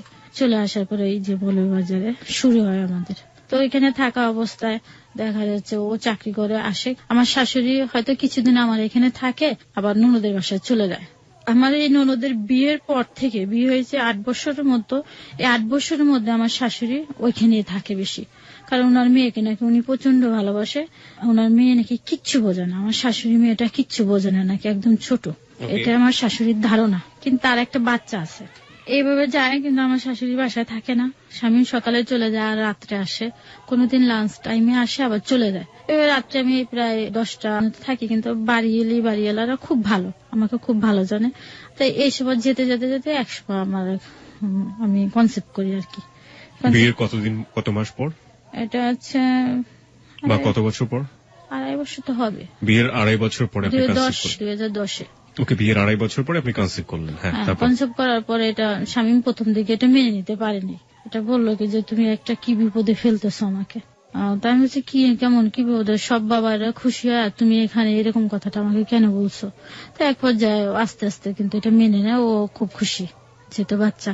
দেখতে আমার পরীক্ষার জন্য প্রস্তুতিও নিতে হবে, ফাইনাল পরীক্ষা শুরু হয়ে যাবে। কি পরীক্ষা ওটা? আমি মাস্টার্স ফাইনাল দিব তখন। ওকে। এভাবে যেতে থাকে, তা আমি ঢাকায় আসি যাই, একাই আসি, যে আমাকে গাড়িতে তুলে দেয়, আসি আবার যাই রেজিস্ট্রেশন করার জন্য, ফর্ম ফিল আপ করার জন্য, বারবার আসতে হয় যেতে হয় আমাকে। ওই অবস্থায় আমার দেখা যাচ্ছে আমি সারাদিন কিচ্ছু খেতাম না, ওই অবস্থায় খেতে পারতাম না। কিছু খেলে একটু পানি খেলে আমি বমি করে ওটা ফেলে দিতাম। আর স্বামী চলে যেত সকালে, আর আসতো 8টা বেজে যেত, 8টা 9টা বেজে যেত। তো আমাকে দেখাশোনার জন্য কেউ থাকে না। তা বাড়ি এলি, তারপরে বাড়ি এলির যে জাটা ছিল ওরা আমাকে খুব কেয়ার করতো, যে তুমি কি করতেছো, কি খাচ্ছ, এই সময় তোমার কাছে একজন লোক থাকা উচিত, তোমার শাশুড়ি তো থাকতে পারে, এটা আমাকে বলে। তা আমি তাকে বলি কি যে আমার শাশুড়ি তো আসলে আমার ননদের বাচ্চার জন্য মায়া বেশি, ওইখানে থাকে, এটা বলে কাটিয়ে দিতাম। তো একদিন এরকম অবস্থা, আমার বাচ্চাটা পেটে থাকা অবস্থা, আমি স্বামীকে বলি দেখো এই অবস্থা সবাই প্রশ্ন করে, তোমার শাশুড়িটা তো থাকতে পারে, তুমি অসুস্থ। এটা বলাতে স্বামী খুব রাগ করে যে কেন আমার মার কথা তুমি এগুলো বলবা, আমার মার যেখানে ভালো লাগে সেখানে থাকবে। তো এটা নিয়ে আমি কিছু কিছু বলি না, এভাবে যায় যেতে থাকে। তা যখন আমার 5 মাস এভাবে চলে আসে, তা তখন আমি ফাইনাল পরীক্ষা শুরু হয়ে যায়। তখন আমি ঢাকায় এসে আবার খাদে অবস্থায় পরীক্ষা দিতে থাকি। আমার ভাই প্রতিদিন আমাকে কলেজে নিয়ে যায়, তিতুমির কলেজে পরীক্ষাটা হয়। তখন আমার ভাই প্রতিদিন নিয়ে যায়, আবার আসার সময় আমাকে সিএনজি ভাড়া দিয়ে দেয়, আমি চলে আসি। তারপরে আবার ভাইবাটার জন্য আবার দেরি হয়, যার কারণে আমি আবার চলে যাই। ভাইবাটার জন্য কেন থাকবো, ভাইবার ডেট 1-1.5 মাস পরে দিচ্ছে। আবার আসি আমি একা একা, এসে একা একা ভাইবাটা দিয়ে আবার চলে যায়, কিন্তু কখনো আমার সঙ্গে আসে না। আমি বলি যে তুমি দেখো আমার সঙ্গে গেলে তো ভালো, আমি অসুস্থ মানুষ। তা বলতেছে সমস্যা নাই, তুমি যাও, যে কাজটা করে চলে আসো, আমার তো সময় নেই হাতে, দেখো আমি সকালে বেলায় রাত্রে আসি, আমার তো সময় নেই। তাও দেখা যাচ্ছে আমি কিছু খেতে পারি না, মাঝে আমাকে স্যুপ টুপ করে দেয়, এগুলা খাইটাই। তা আমি প্রায় 6 মাস পর্যন্ত কিছু তেমন একটা খেতে পারি না, পরে যে হালকা হালকা খেতে থাকি। আমার আম্মার আবার দেখা যাচ্ছে খুব অসুস্থ, আমার আম্মার একটা অপারেশন লাগবে, তখন আমার 8 মাস পড়ে গেছে।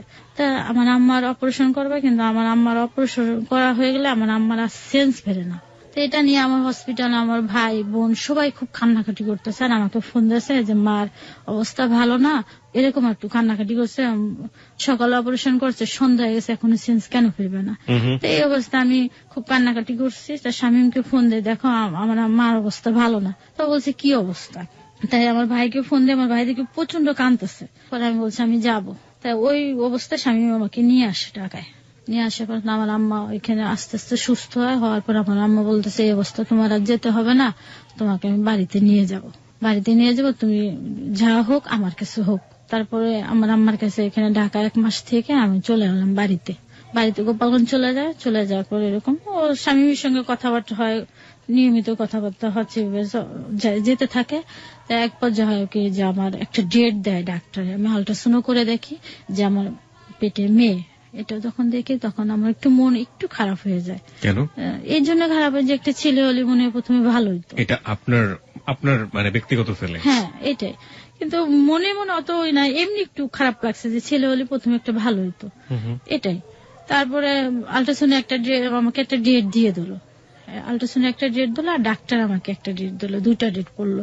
তা ডাক্তারের ডেট মতন আমার বাচ্চাটা না হয়ে আমি দেখা যাচ্ছে সময় পার হয়ে গেছে, ডাক্তারের ডেটটা চলে যাওয়ার পর আমার তেমন একটা খারাপও লাগে না কখনো। আর এভাবে খারাপ না লাগার কারণে আমার আম্মা বলতেছে কি যে ডেটটা চলে গেল, তাহলে তোমাকে আবার আল্ট্রাসাউন্ড করাই। ঠিক করা হলো যে কালকে যে আল্ট্রাসাউন্ড করবো। হঠাৎ করে আমি কাগজগুলো বের করলাম, ডাক্তারি কাগজগুলো বের করার পরে দেখি কি যে আবার ডেলিভারির ডেটটা সামনে রয়েছে। এটা যখন দেখি তো আমার আম্মাকে বলে মা আমি যেতাম না, যেহেতু সামনের ডেট আছে আমি যাব না এখন।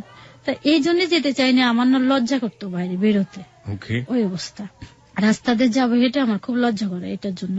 তা এভাবে আমি বাড়ির থেকে বাসাতে বেরোতাম না, যে সারাদিন শুয়ে বসে এভাবে কাটাইতাম। তো এক পর্যায়ে দেখা যাচ্ছে সেপ্টেম্বরের 4 তারিখে রাত্রে আমার প্রচন্ড পেইন ওঠে। পেইন ওঠার পরে 4 তারিখে রাত্রে হালকা হালকা 5 তারিখ সারাদিন এরকম চলে যায়। পেইনটা এরকম দিন যখন যায়, সারাদিন সারা রাত পেইন হতে থাকে, সকাল 10টার পরে আমার পেইনটা কমে যায়। তো আমাদের একটা নির্ধারিত নার্স রাখা ছিল, আর গ্রামের দেশে বলে না দায়ী, এই 2টা রাখা ছিল। তা তারা আমার সঙ্গে সঙ্গে থাকে। তাই পেইনটা সকাল 10টা পর্যন্ত আস্তে আস্তে কমে যায়। কমে গেলে পরে 15-20 মিনিট পরে যে আমার এক প্রচন্ড পেইন ওঠে, যেটা আমি সহ্য করতে পারি না। তখন এইটা জানার পর আমার ভাইকে ফোন দেওয়া হলো, ঢাকায় থাকে ভাই। তো ভাইকে ফোন দেওয়া হলো, আমার ভাইয়ের মাকে পর্যায়ে বললো তুমি এখন ওকে নিয়ে বসে আছো কেন, ক্লিনিকে নিয়ে যাও না কেন। তখন আমাকে ক্লিনিকে নিয়ে যাওয়ার পর দেখি পেইনটা কমে যায়, কিন্তু আবার 15-20 মিনিট পরে ওঠে, এত পেইন ওঠে যে আমি সহ্য করতে পারি না। এভাবে যেতে থাকে। ডাক্তার আল্ট্রাসাউন্ড করে দেখে যে আমার পেটের মধ্যে আমার বাচ্চাটা মারা গেছে। তো এটা আমাকে আর জানানো হয়নি। এটা যখন আমাকে জানায়নি, এটা আমার ভাইয়ের কাছে ফোনে জানাইছে, আমার আম্মা ওদের সবাইকে জানাইছে, কিন্তু আমাকে আর জানায়নি। না জানার পর আমি তো জানি যে আমার বাচ্চাটা হবে। তো ওই যে 4 তারিখে রাত্রে পেন হচ্ছে, 5 তারিখ সারাদিন চলে গেছে, আমার পেটের মধ্যে মৃত বাচ্চাটা রয়ে গেছে। এদিকে শামীমকে ফোন দেওয়া হয়েছে, তো শামীম আবার 5 তারিখে রাত্রে রওনা দিচ্ছে। তার আগে আমি বারে বারে শামীমকে বলছি, দেখো আমার সময় যখন কাছে আসবে, ডেলিভারির সময়টা তুমি আমার কাছে থাকবা, যে তোমাকে দেখলে আমার অনেকটা সাহস থাকবে, এরকম আমি তাকে সবসময় বলতাম। তারপর যে ও আমাকে বলে তুমি কখনো সিজার করবা না, এটা বলতো। যাতে আমার এই চিন্তা ভাবনা করছে সিজার করতে নিষেধ করছে, তা ওর কথা আমি পালন করি। যে কেন বলতো সিজার করবো না? বলতো যে পরবর্তী তোমার সমস্যা হয়ে যাবে, তুমি নর্মালে বাচ্চাটা হওয়ার চিন্তা করবা। আচ্ছা, পরবর্তীতে বেবি নিতে সমস্যা হবে, অন্য কোনো সমস্যা হতে পারে, এই জন্য আমাকে বলছে তুমি নর্মালে বাচ্চাটা হওয়ার চিন্তা করবা, সিজার করবা না। আচ্ছা প্রিয় শ্রোতা, এখানে আমি একটু বলতে চাই যে ওনার হাজবেন্ড শামীম যেটা বলেছে সেটা ডাক্তারি ভাবে সত্য না মিথ্যা সেটা আমরা জাজমেন্ট করিনি, এটা তার ভাষ্য ছিল। সুতরাং যারা সিজারিয়ান বেবির কথা চিন্তা ভাবনা করছেন তারা এরকম নেগেটিভ ভাবে কোনো কিছু চিন্তা ভাবনা করবেন না। ইস দেয়ার ভার্স, এটা তারা ভাবে চিন্তা করছে, এটা তাদের চিন্তা ভাবনা, এটা ডাক্তারি ভাবে সত্য কি মিথ্যা এটা আমরা যাচাই করে দেখতে চাইনি। হ্যাঁ, তারপর ওই দিনকে পার হয়ে যায় 6 তারিখের রাত। আমার এত কষ্ট হয়েছে, আমি সারা 2 দিন কিচ্ছু খাই না, শুধু একটু পানি খাই, ওটা বমি করে বের করে দেয়। আমি 2 রাত 2 দিন কিচ্ছু খাইনি। এবার আমার কষ্ট হয়, কষ্ট হতেই থাকে। তো এটা দেখে আমার আম্মা সহ্য করতে পারে না। আমার সহ্য করতে না পারে কি যে তুমি আমার মেয়েকে বাঁচাও, আমি যদি আমার মেয়ে বেঁচে থাকে আমি ভবিষ্যতে আমার মেয়ে বাচ্চা পাবে, এটা বলে তো আমার মেয়েকে বলছে যে সিজার করে ফেলো। তো এটা বলার পরে তখন নার্স বলছে না সিজার করা যাবে না, আমার সমস্যা আছে। এখন কেন সমস্যা? না সমস্যা আছে, সিজার করলে ওর পরবর্তীতে সমস্যা হয়ে যাবে, এটা বেশি বাচ্চা নিতে পারবে না। যখন এটা বলে, তা পরের দিন আমার এক পরিচিত ভাই ছিল এখানে, যে আমাদের কাজ টাজ করতো। তো অনেকে বলে যে পানি পড়া দিলে নাকি ভালো হয়, এটাই। তা বলছে যে আমাকে একটু পানি পড়া দে, ওর ভাল লাগে নাকি, পেটের ব্যথাটা কমে নাকি, এটা বলছে। তো আমি বলছি যে তো ওনাকে একটু ডেকে নিয়ে আসো, ওনার সঙ্গে কথা বলবো। তো ডেকে আসে, আমি বলছি যে ভাই দেখেন, আপনি দেখেন তো পানি পড়া দিলে আমার পেনটা কমে নাকি। তা ও তখন আমাকে বলে যে তোমার বাচ্চা তো মারা গেছে, তো তুমি এখন পানি পড়া দিয়ে কি করবা। যখন আমাকে কিন্তু জানানো হয় না, তখন ওটা শুনে আমি খুব কান্নাকাটি করি, এক পর্যায়ে প্রচন্ড কান্নাকাটি করে, কেন আমাকে জানানো হয়নি। তখন আমি চিন্তা করি যেহেতু আমি আর সিজার করতাম না, এটা যেভাবে হোক নর্মালে হোক। বহুত কষ্টে ওটা আমাকে নর্মালে ডেলিভারি করাতে আর পারে না। তখন স্বামী ক্লিনিকে ও আসে, যখন আমি দেখে যে আর সহ্য করতে পারি না, সিজারের জন্য ওটিতে নিয়ে গেছে, তখন আমার বাচ্চাটা নর্মালি ডেলিভারি হয়ে যায়। ওটিতে যাওয়ার পরে নর্মালি ডেলিভারি হলো। হওয়ার পরে বাচ্চাটা দেখে সবাই খুব কাঁদছে, আমার হাজবেন্ডও খুব কান্নাকাটি করে। তা আমাকে বাচ্চাটা দেখাবে না, আমি বললাম যে আমাকে একটু দেখাও। তখন আমাকে একটু দেখায়, সবাই বলে যে তোমার ভুলের জন্য বাচ্চাটা আজ মারা গেল, আপনাকে ব্লেম করা হলো। পারিবারিক ভাবে যতগুলো ভুল হচ্ছে সবগুলোর জন্য আপনাকেই ব্লেম করা হচ্ছে, এটাই। আপনার ভুলটা কি বলতো ওরা এই বাচ্চাটার জন্য? যে আমাকে বলছে যে তুমি সিজার করলে তো বাচ্চাটা পাইতা। তা আমি বলছি যে সিজার আর আগে যে সিজার করবো, আমার যেহেতু কোন রকম খারাপ লাগেনি কখনো, এই জন্য আমি বুঝতে পারিনি। আর আমার এই ধারণাটা কম ছিল। তা আমার আম্মা শুধু বলে তোমার ওই দিনকে আল্ট্রাসাউন্ড করতে নিয়ে যেতে চাইছি, তুমি কেন গেল না। তা আমি বড় চিন্তা করে দেখলাম আসলে এটা আমারও তো ভুল। আমি যদি আল্ট্রাসাউন্ড করে দেখতাম আমার বাচ্চাটা কি পজিশনে আছে, তাহলে তো আমি করতে পারতাম যাই হোক একটা। তখন বলে যে বাচ্চাটা যেরকম হয়েছে এটা আসলে এরকম বাচ্চা আমরা কখনো দেখি নাই, খুবই সুন্দর হয়েছে নাকি বলে। বেবিটাকে কি করা হয়? বেবিটাকে দাফন করানো হয়। তখন পারিবারিক ভাবে আপনারা দাফন করেন? ওকে। আমার ছোট ভাই আর আরেকটা ভাই ছিল, এরা দুজন দাফন করে। এবার যাই, আমি তো অসুস্থ থাকি, 1 সপ্তাহ 1.5 সপ্তাহ থাকে। তখন ছিল ঈদ, আবার ঈদের সময় ছিল। আমি তো মনে করছি যে আমার কোনো সমস্যা নেই, কিন্তু ওই যে আমার বাচ্চাটা হওয়ার জন্য ওরা আমাকে অনেক করছে আর কি। আমার পরে এক ধরনের ইন্টারনাল যে কাজগুলো করে ওটা করছে, করার পর আমার অনেক সমস্যা হয়ে গেছে পেটের ভিতর। এটা তো বুঝতে পারিনি কখনো। এই সুযোগে এর মাঝখানে ঘটনা হয়ে গেছে, আমি যখন বাচ্চা হওয়ার জন্য আমার বাপের বাড়ি যাই, তখন আমার ননদ সাথে তার হাজবেন্ডের সমস্যা সৃষ্টি হয়ে গেছে। আমার শাশুড়ি কিন্তু কখনো আমার কাছে থাকেনি আমার বাচ্চা হওয়ার সময়। আমি যখন বাচ্চা হতে আমাদের বাড়ি চলে আসছি, তখন যেহেতু স্বামী একা একা থাকে, রান্না বান্না কে করে দেবে, আমার শাশুড়ি বাসায় থাকতো। থাকার কারণে আমার চাচাতো ননদটাকে স্বামী আবার এনে বোনের বাসায় রেখে দেয়। আমার ননদ আবার টিউশনি করত, আমার নুন যেটা ওর পর একটা শারীরিক নির্যাতন চালায় আর কি। কাকে করে এটা? এটা যে চাচাতো বোনটাকে এনে দেয়, তারপরে এটা নিয়ে একটু পারিবারিক ভাবে দ্বন্দ্ব সৃষ্টি হয়ে যায়, তাদের ফ্যামিলির সাথে ফ্যামিলির একটা দ্বন্দ্ব শুরু হয়ে যায়। যেটা বোঝা যায়, মেয়েটা বুঝতে পারেনি। পরে এক পর্যন্ত মাকে জানাই দেয়, জানাই দিলে এটা নিয়ে এক পর্যন্ত কথা কাটাকাটি হয়। কথা কাটাকাটি হলে তাই বাসাতে এটা নিয়ে ওই আমার শাশুড়ি প্লাস আমার নুনদে এটা অস্বীকার করে, আমার নুনদেটা পুরো যে আমি এই কাজ করি নাই। কিন্তু মেয়েটা ডাইরেক্টলি বলছে ওই আমাকে করছে। পর্যায়ে আমার শাশুড়িকে নিয়ে আমার ওই নুনদেটা প্রমাণ দিতে গ্রামের বাড়িতে যায়। এই আমার ছোট ননদের হাজবেন্ড, কিন্তু পর্যায়ে মেয়েটা প্রমাণ দিয়ে দেয়। প্রমাণ কিভাবে দেয়? প্রমাণটা এভাবে দেয় যে ওকে 2টা ট্যাবলেট কিনে দেয়, ওষুধ কিনে দেয়, যেটা যে তোমার যদি একটু না হয় তাহলে তুমি ওষুধ 2টা খাবা। তো ওষুধটা মেয়েটা রেখে দেয়, রেখে দেওয়ার পর এটা নিয়ে প্রমাণ হয়। তখন তো এটা তো জানি না আমি, আমাকে জানানো হয়নি। এরা বলছে যে আমার শাশুড়ি প্লাস আমার ননদ বলছে এটা যেন বেটি না জানতে পারে, আমাকে বলছে না জানাইতে, শামীমকে বলছে তুমি ও যেন জানতে না পারে। পরে শামীম একদিন আমি হঠাৎ কথা বলতেছি ফোনে, তোর মনটা খুব খারাপ, আমি বুঝতে পারি ও যদি কখনো কিছু হয় আমি কেন যেন বুঝতে পেরে যাই। তো হঠাৎ ওর কন্টিনিউ বলছে তোমার কি হয়েছে? না বলছে কিচ্ছু হয়নি আমার। আমি দেখো আমি অসুস্থ মানুষ, তুমি আমার কাছে মিথ্যা কথা বলো না, তোমার কি হয়েছে বলো। তারপরে আমাকে ঘটনাটা বলে, এই ঘটনা। তো এই কারণে আমার ননদটা চলে আসে এখান থেকে, স্বামীর সাথে একটা জ্ঞান সিলেট থেকে মৌলভীবাজার চলে আসে। এরকম 1-2 মাস থাকে। তা আমি আবার আমার যখন 45 দিন হয়ে যায় আমি আমার বাপের বাড়িতে চলে আসি। আমি দেখি আমার ননদ টনদ বাসায় এই অবস্থা। তা আমি এই বিষয়টা জানি, কিন্তু ওরা জানে যে আমি সম্ভবত জানি না জিনিসটা। আমিও কখনো তাদের জিজ্ঞাসা করি না, দরকার নেই আমার জিজ্ঞেস করা। পরে এটা ওদের পারিবারিক ভাবে একটা আলোচনার মাধ্যমে মিউচুয়াল করানো হয়, তাদের গার্জিয়ান প্লাস এদের গার্জিয়ানের এটা মিশাই দেয়। আমার ননদ আবার 2-3 মাস পরে বাসায় চলে যায়। বাসায় চলে যায়, কিন্তু এটা নিয়ে ওদের দুজনের মধ্যে দ্বন্দ্ব সৃষ্টি হয়ে যায়। আস্তে আস্তে দেখা যায় 2 মাস পর দ্বন্দ্ব সৃষ্টি হয়ে যায়। আর এক পর্যায়ে আমার ননদ আবার চলে আসে। পরে চিন্তা ভাবনা করে যে ক্ষমা টমা চায়। দেখেন আমার ননদের পাটা ধরে ঝুলে থাকে যে তুমি আমাকে মাফ করে দাও, এরকম ভুল আর করবো না। শামীম প্লাস আমার শাশুড়ি ওরা চিন্তা ভাবনা করলো তাহলে একসাথে বাসা নিই। আবার হ্যাঁ, একসঙ্গে বাসা নিলে জিনিসটা ঠিক হয়ে যাবে। সিলেট থেকে ওরা মৌলভীবাজার চলে আসুক। তখন একসঙ্গে বাসা নিয়ে চিন্তা ভাবনা করলে পরে আমি রাজি না। এখানে আমি রাজি না বলে স্বামী এক পর্যায়ে আমাকে প্রচন্ড ভাবে বোঝাইতে থাকে। তাই বলে দেখো একসঙ্গে বাসা নিও না, এতে কিন্তু আস্তে আস্তে সম্পর্কটা নষ্ট হয়ে যায়। দূরে থাকলে তারা আসলো, আমরা গেলাম, এটা সম্পর্ক ভালো থাকবে। আমার কথা শুনে না, না শুনলে পরে একসঙ্গে বাসা নেয়। তা যে বাসায় আমি 1.5 বছর থাকি, 1.5 বছর থাকি, বাড়িওয়ালাদের সাথে আমার একটা খুবই ভালো সম্পর্ক। 5 রুমের একটা বাসা নিয়ে দোতলায়।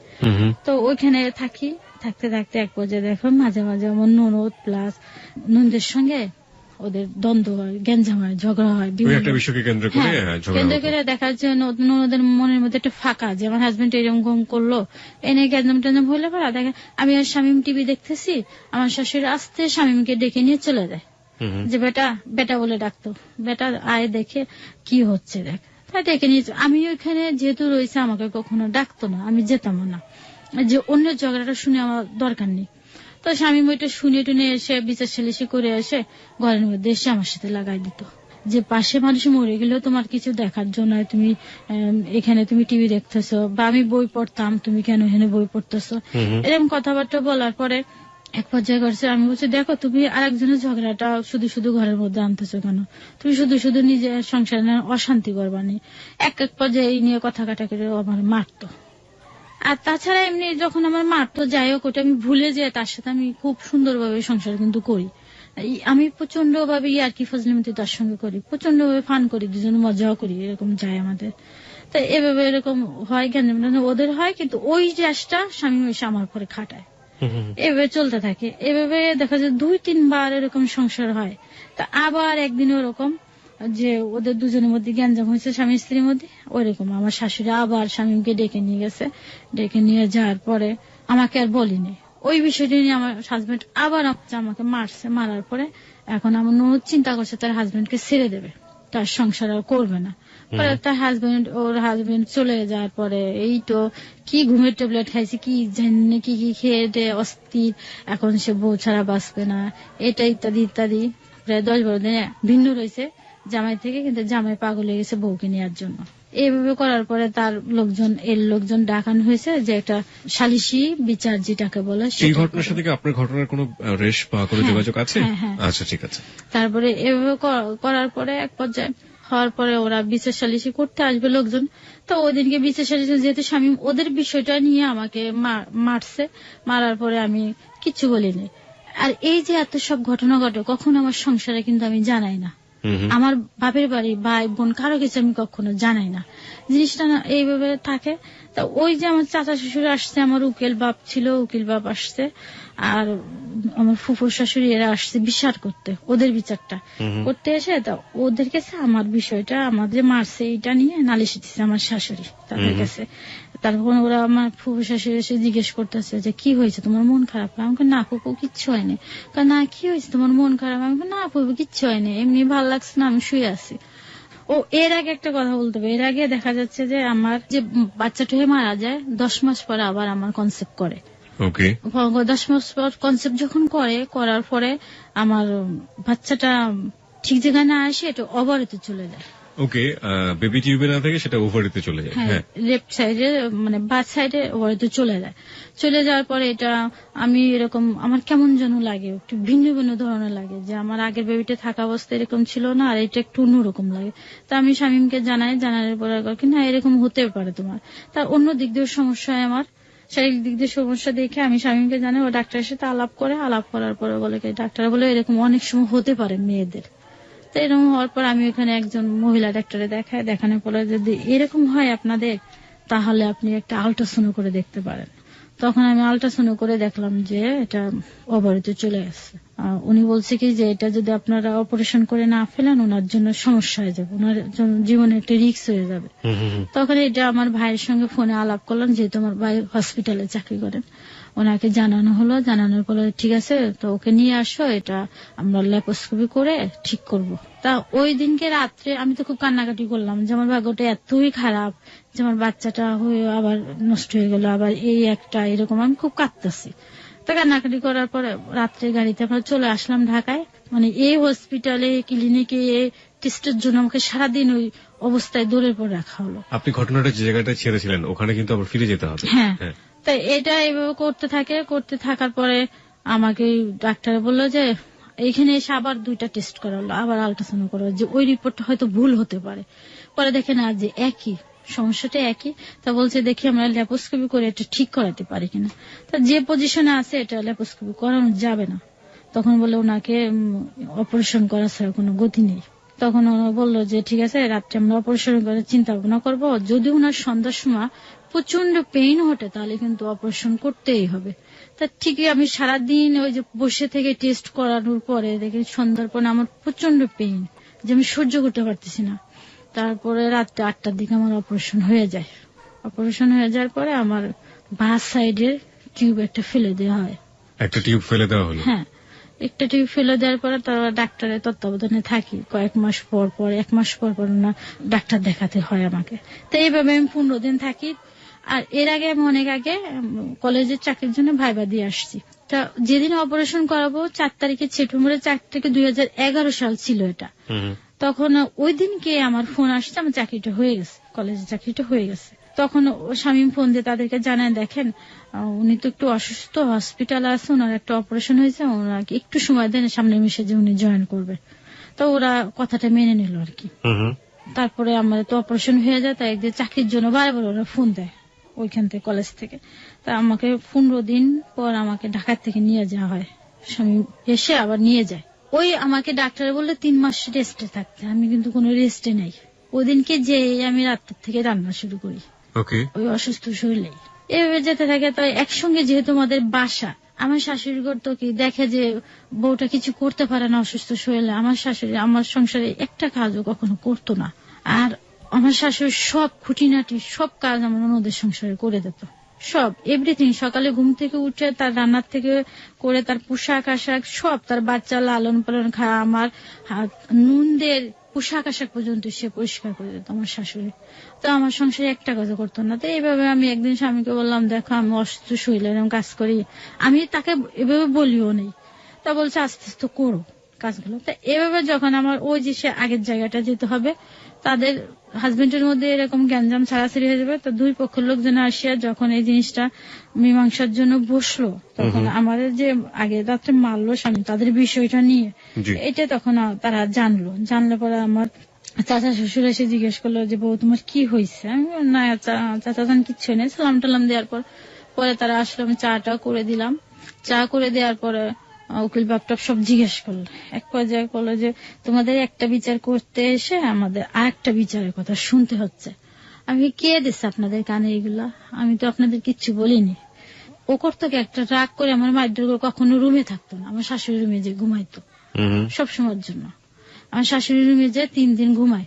তারপর শাশুড়ি বলছে যে তুমি এক জায়গায়, ছেলেটা এক জায়গায় কেমন দেখায়, তুমি তোমার জামাইকে নিয়ে আসো। একটা সমস্যা কি ছিল যে আমার হাজবেন্ড হাজার অন্যায় করবে, কখনো স্বীকার করে না যে আমি অন্যায়টা করছি। ও বলে কি আমি যেটা করছি সেটাই রাইট। তারপরও যে সে আলাদা ঘুমোচ্ছে তার পায়ে ধরে আমাকে আনতে হবে, ওদের রেওয়াজ হলো এটা। আমার শাশুড়ি বলতো কি যে বেটা মানুষ হাজার অন্যায় করবে, তুমি তার পায়ে ধরে নিয়ে আসবে ঘরে। তারপর আমার ফুফু শাশুড়ি এসে বললো যে যাও তুমি বেটাকে নিয়ে আসো, যেহেতু ওই রুমে কেমন লাগে। আমি বলছি যায় কেন সেই রুমে? বাসা কি আমার নেই? বাসা তার, সে বাসা ভাড়া দেয়, কেন ওই রুমে থাকে? পরে আমি যখন আমি বলছি যে রুমে আসো, তা বলছে আমি রুমে যেতাম না। তখন আমি মাথার নিচের থেকে বালিশটা নিয়ে আসছি। নিয়ে আসার পর কি ডিস্টার্ব করো না, আমার ভালো লাগে না, আমার এখানেই শান্তি, আমি এখানেই শান্তি আছে। তখন ও গেঞ্জি পরা ছিল, আমি গেঞ্জিটা ধরে টানতে নিয়ে চলে আসছি। অবস্থা বাসায় নিয়ে আসার পর জাস্ট আমাদের আবার ঠিক হয়ে গেছে এগুলা, আমরা আবার স্বাভাবিক সংসার করি। কিন্তু কথা হয়েছে একটা, তুমি আলাদা বাসা নেবা না ওরা আলাদা বাসা নেবে, দুইটার একটা, না হলে সময় আমি থাকতে পারবো না। আমি একটা জিনিস যেটা বুঝছি আপনার কথা শুনে, একটা শাশ্বত আবহমান বাংলার বধূ যেটাকে বলে, পারিবারিক সমস্যায় জর্জরিত, এবং এই সমস্যাগুলোকে আসলে খুব বড় আকারের সমস্যা বলবেন নাকি খুব ছোট আকারের সমস্যা বলবেন, এটা আপনাদের ব্যক্তিগত ব্যাপার। তবে এই সমস্যাগুলো প্রত্যেকটা মেয়েই কম বেশি ফেস করে এই ফ্যামিলিগুলোতে। এবং শাশুড়ির সাথে যে একটা মনোমালিন্য, ননদের সাথে একটা মনোমালিন্য, হাজবেন্ড সেখানে কতটা সক্রিয় ভূমিকা পালন করছে, ওয়াইফকে কতটা সাপোর্ট করছে, সেখানে একটা মনোকষ্ট, সবকিছু মিলিয়ে একটা গ্রাফ আজকে এখানে পরিষ্কার হচ্ছে। 1, 2 নম্বর হচ্ছে আড়ালে কিন্তু প্রকৃতি অনেক বড় একটা ক্ষতি করে দিচ্ছে, আপনারা ঠিক বুঝতে পারছেন কিনা জানি না। সেটা হচ্ছে একবার তার সন্তান হওয়ার কথা, সে মৃত সন্তান প্রসব করলো। দ্বিতীয়বার সন্তান আসলো পেটে, কিন্তু সন্তান যেখানে থাকার কথা সেখানে না থেকে সেটা থাকলো অন্য একটা জায়গাতে। ডাক্তারের ভাষাতে এটাকে খুব সুন্দর করে বোঝানো সম্ভব। আমরা অ্যাজ এ হোল বলতে পারি যে যে জায়গাটায় বেবিটা থাকার কথা ছিল সে জায়গাটা বেবিটা ছিল না, ছিল অন্য একটা জায়গায় শরীরের মধ্যে, এবং যে কারণে তার একটা টিউবকে ফেলে দিতে হলো, যেটা তার জন্য একটা মারাত্মক রিস্ক হয়ে গেল পরবর্তীতে বেবি নেবার ক্ষেত্রে। এরকম একটা সময়ের মধ্যে দিয়ে আমরা যাচ্ছি, এবং যেখানে একটা জিনিস আমরা দেখতে পেরেছি যে কোনো কিছু দুর্ঘটনা ঘটলে ঘুরে ফিরে এই ভদ্রমহিলা অর্থাৎ মুক্তি তার কাছে এসে তাকেই দোষ দেওয়া হচ্ছে যে তোমার কারণে এটা হয়েছে, তোমার কারণে এটা হয়েছে। এবং ইনি ওই যে আবার বললাম গ্রাম বাংলার একেবারে আবহমান কালের যে শাশ্বত বাংলার বধূ, সে সবকিছুই মুখ বন্ধ করে চুপ করে সহ্য করছে, না বলছে তার হাজবেন্ডকে, না বলছে তার বাপের বাড়ির কাউকে। এবং এটা শেষ পর্যন্ত কোথায় যায় এটাই এখন দেখার বিষয়। তারপর কি হলো একটু জানতে চাই। তারপর আমার ননদরা আলাদা বাসা নিল, আমরা আলাদা বাসা নিলাম, এভাবে থাকে। গত বছর রমজানের ল্যাপ্রোস্কোপি করার জন্য ছেলেটা এক ডাক্তার, মহিলা গাইনি ডাক্তারের সাথে আলাপ করলো। তো প্রথম রমজান আমাকে নিয়ে যাবে আলাপ করার দিন, ওদিনই আমার কলেজ থেকে নিয়ে যায়। তো কলেজে তো আমি বোরকা পরে কখনো যাইনি, এভাবেই যাই যেভাবে আছি এখন। তো ও তখন আমাকে বললো কি যে চলো আমার আরেক ননদের বাড়িতে, সিলেট, ওদের বাড়িতে ওইখানে সিলেট। তো ওখানে যেতে বলে, আমি বলছি দেখো ওদের বাসাতে আমি বোরকা পরা ছাড়া কখনো যাইনি, গেলে ওরা সমালোচনা করবো, আমি এই অবস্থা যাবো না। তো এক পর্যায়ে কেন যাবো না তুমি? তো আমি বলছি এই অবস্থা যাওয়া ঠিক হবে না। তারা বলছে কি ঠিক আছে তুমি না যাও, আমি যাবো, তোমাকে আমি গাড়িতে তুলে দিই। আমাকে গাড়িতে তুলে দেয়, আমি চলে আসি। কিন্তু ওটাও ভিতরে ভিতরে রাগ করতে থাকে, স্বামী রাগ করতে থাকে। তো আমি তাকে ফোন দিয়ে তুমি রওনা আছো, ফোনটা আমাকে রিসিভ করে বলে যে আমি গাড়িতে উঠবো 8টার সময়, রাত 8টায়। তো বাসায় এসে ওটারই ফুলতে থাকে এক পর্যায়ে। তবে জিজ্ঞেস করে বলে না আমার শাশুড়িকে সেটা বলে দেয় এক পর্যায়ে কথা কাটাকাটি হওয়ার পরে ওদিনকে আমার মারধর করার পরে আমি এক পর্যায়ে করে কি ঘর থেকে বের করে দেয়। তারপরে থেকে কিছু হলে আমাকে বলে ঘর থেকে বেরোয় যা, আমি তোর সাথে আমার বনিবনা হতো না, তোকে নিয়ে আমি থাকতাম না, তোর সঙ্গে আমার ফুসাইতো না, তুই চলে যা। এই সময়টা থেকে আপনি কলেজে টিচার ছিলেন? তখন আমি নিয়োগ করছি কলেজে, আমি অপারেশনের 15 দিন পরে যে আমি জয়েন করছি। আপনি তখন জব করছেন? হ্যাঁ জব করি, এবং যে স্যালারিটা দেয় তাকে আমি ধরে দিয়ে দিই। এভাবে চলতে থাকলে পরে যে বাড়িতে পরে বাসা নিলাম, বাড়িওয়ালারই আর একটা রুম, বাড়িওয়ালা বললো আমাদের এই রুমে থাকো, কিন্তু গ্যাস ছিল না বাসায়, সিলিন্ডার ইউজ করতো। তো যার কারণে আমরা সেই প্রথম যে বাসাতে ছিলাম মৌলভীবাজারে, সেই বাসা আবারও ভাড়া নিলাম। দেখা যাচ্ছে আমাদের সংসারে ভালোই চলে, আমি খুব তার সাথে ফান করি, মজা করে। দেখা যাচ্ছে আমি যদি ওকে বলি যে তুমি আমাকে একটু কোলে নাও, ও কোলে নিয়ে আমার এই রুম থেকে ওই রুমে যায়। মাঝে মাঝে নিজেই বলে চলো আমরা সন্ধ্যার পর ঘুরতে বেরোয়। দেখা আমরা কোন এক রেস্টুরেন্টে হয়তো চাইনিজ খেয়ে আসলাম বা মুগলাই টুগলাই এগুলো খেয়ে চলে আসলাম, বা ওখানে মেলা হলে আমাকে নিয়ে যেত যে এটা সেটা কিনে দেওয়ার জন্য, যেটা স্বাভাবিকভাবে মানে চলতে থাকে আমাদের। আমার মোট কথা এত ঝামেলার মধ্যে আমি মনে করি যে আমার হাজবেন্ড আমার কাছে ভালো। আমি ল্যাপ্রোস্কোপি করানোর সিদ্ধান্ত নিই। হ্যাঁ, ল্যাপ্রোস্কোপি করার সিদ্ধান্ত নিলে আমি টাকাটা ম্যানেজ করতে, তখন আমি তাকে বলে দেখো তুমি আমার কাছে 3 মাসের টাকাটা নিও না, 3 মাসের টাকাটা না নিলে আমার এটা অপারেশন করতে প্রায় 30-35 হাজার টাকা খরচ যাবে, এটা আমার টাকাটা ম্যানেজ করতে হবে। আমি আবার বাসা ভাড়া দিই, চাকরিটা হওয়ার পর তো প্রতি মাসে আমি বাসা ভাড়াটা দিই। তা দেওয়ার পর বলছে কি যে কেন দিবা না, কেন আমি কিভাবে দেবো বাসা ভাড়া এতটা, কিভাবে টানবো সংসার করে বাসা। আবার ওদিক দিয়ে আবার ও চাকরিটা ছেড়ে দিয়ে নিজে ব্যবসা করতে থাকে। তারপরে দেখা যাচ্ছে ল্যাপ্রোস্কোপি করার জন্য আমি হালকা হালকা টাকা জমাই আর ওদিকে বাসা ভাড়াটা আমি ঠিকভাবে দিয়ে যাচ্ছি স্যালারির থেকে। তাই কিছু টাকা নিয়ে আমি ঢাকায় আসি, প্রায় 10,000 টাকা মাত্র নিয়ে আসার পর আমার আম্মাকে ভাইকে বললে পরে আমার আম্মা ভাই বাকি টাকাটা আমাকে দেয়, প্রায় 35,000 টাকা আমার খরচ যায়। তো এখন আমি ল্যাপ্রোস্কোপি করাবো, আমাকে কিন্তু তুলে দেয় আমার আপা, বড় আপা আনতে যায়। ও অপারেশনের সময় আসবে না, যখন আসবে না তো আমি বললাম তুমি আমার স্বামী, তুমি আসবে না, ডাক্তারটা বারে বারে তোমাকে খোঁজে, মহিলা যে ডাক্তার উনি ওকে বারে বারে খোঁজে। যে কথা ওকে বলা যায় সে কথা তো আমার ভাইকে বলা যায় না, বড় ভাইকে বলা যায় না। তো অনেক সময় দেখা যাচ্ছে আমার ভাইয়ের সামনে এমন একটা ডাক্তারের কথা বলে আমি খুব লজ্জাবোধ করি আর কি। তো ওকে এই কথাগুলো বলেও আসবে না, তখন আমার বর্ণটা আমাকে ফোন দিয়ে বলে যে তোমার অপারেশন। তখন আমি ফোনে একটু কাঁদলাম যে আমি অপারেশন করব, ডাক্তারের শুধু হাজবেন্ড খোঁজে কিন্তু আমার হাজবেন্ড ডাক্তারের পায় না। পরে এটা আমার ননদ সম্ভবত বড়টা বুঝাইছে, ওকে বোঝানোর পরে বলতেছে যে ঠিক আছে আমি আসবো, কিন্তু আমার কাছে কোনো টাকা নেই। যখন এই কথা বললাম তো আমি বলছি তুমি টাকা ম্যানেজ করে আসো, অন্য কাজের সময় তো তুমি ঠিকই টাকাটা ম্যানেজ করতে পারো, এখন তুমি পারবা না। তখনও 5,000 টাকা ধার করে নিয়ে আসে, এসে আমাকে বলতেছে অপারেশনের দিন আমি যখন অপারেশন করতে যাবো ল্যাপ্রোস্কোপিটা করাবো, তখন আমার বলতেছে এই টাকাটা কিন্তু তুমি যেয়ে দিয়ে দেবা।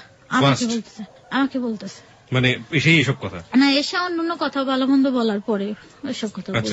তা আমি রাজি হয়েছি, ঠিক আছে তোমার টাকা আমি দিয়ে দেবো, 5,000 টাকা নিয়ে আসছো আমি দিয়ে দেবো। তা এই যে আমি অপারেশনটা করছি, ল্যাপ্রোস্কোপিটা করাইলাম প্রাইভেট ক্লিনিকে, এখানে 35,000 টাকা খরচ, ওর মধ্যে আমার হাজবেন্ড আমাকে 1 টাকাও দেয়নি। না দিলে পরা উল্টা আমাকে বলতেছে তুমি আমার মোবাইল কিনে দাও, যেহেতু যে মোবাইলটা আছে তার কাছে তার ভালো লাগতেছে না। তখন বলছে আমার মোবাইল কিনে দাও। আমার আম্মাকে বললাম, আমার আম্মা একটা মোবাইল কেনার টাকা দিল, দেওয়ার পর ও মোবাইল নিজে এসে 10 নম্বর থেকে কিনে নিয়ে যায়। আসা যাওয়ার ভাড়াটা শুধু আমার হাজবেন্ড দেয়। পর অপারেশন করলাম আমি ফেব্রুয়ারির 27 তারিখে, অপারেশন করে 28 তারিখে আমার রিলিজ দিয়ে দেয়, একদিন রাখে।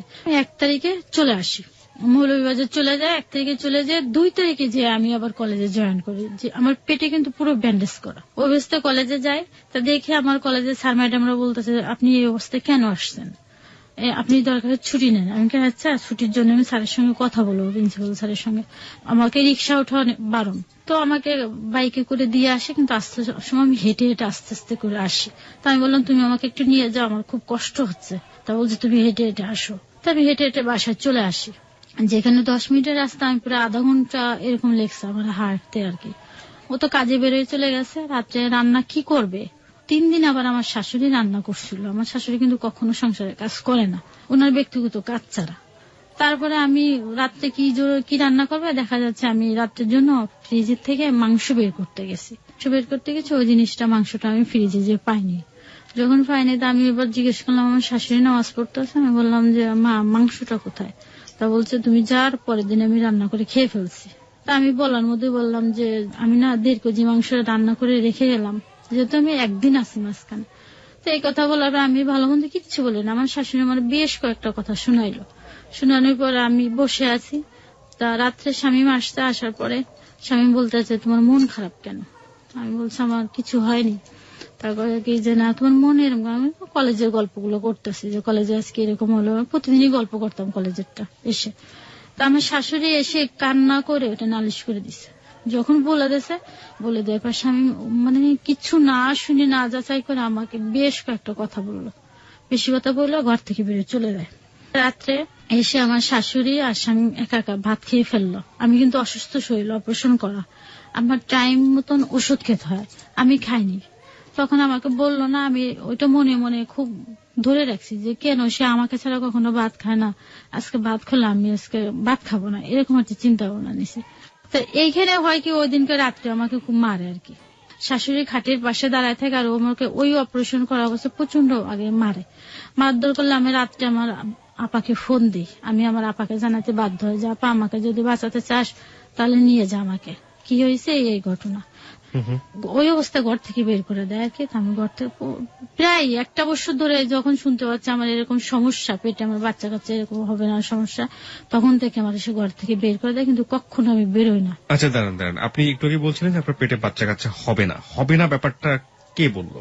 এটা ডাক্তারে বলছে, যেহেতু এই যে ল্যাপারোস্কোপিটা করাইলাম আবার, এটা ডাক্তারে বলছে যে এখন আপনারা বাচ্চা যে আরেকটা টিউব আছে ওইটা সমস্যা দেখা দিচ্ছে।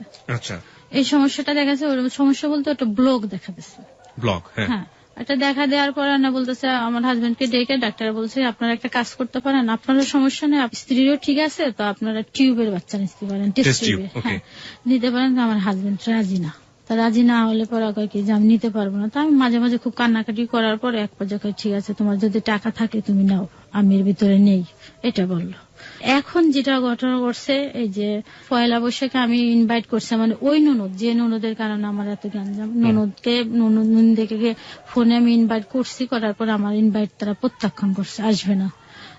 তো স্বামী বলছে তুমি রান্না বান্না করো, তাদের আমি নিয়ে আসবো। তো আমার ননদ স্বামী যে নিয়ে আসলো, ঠিকই আসলো।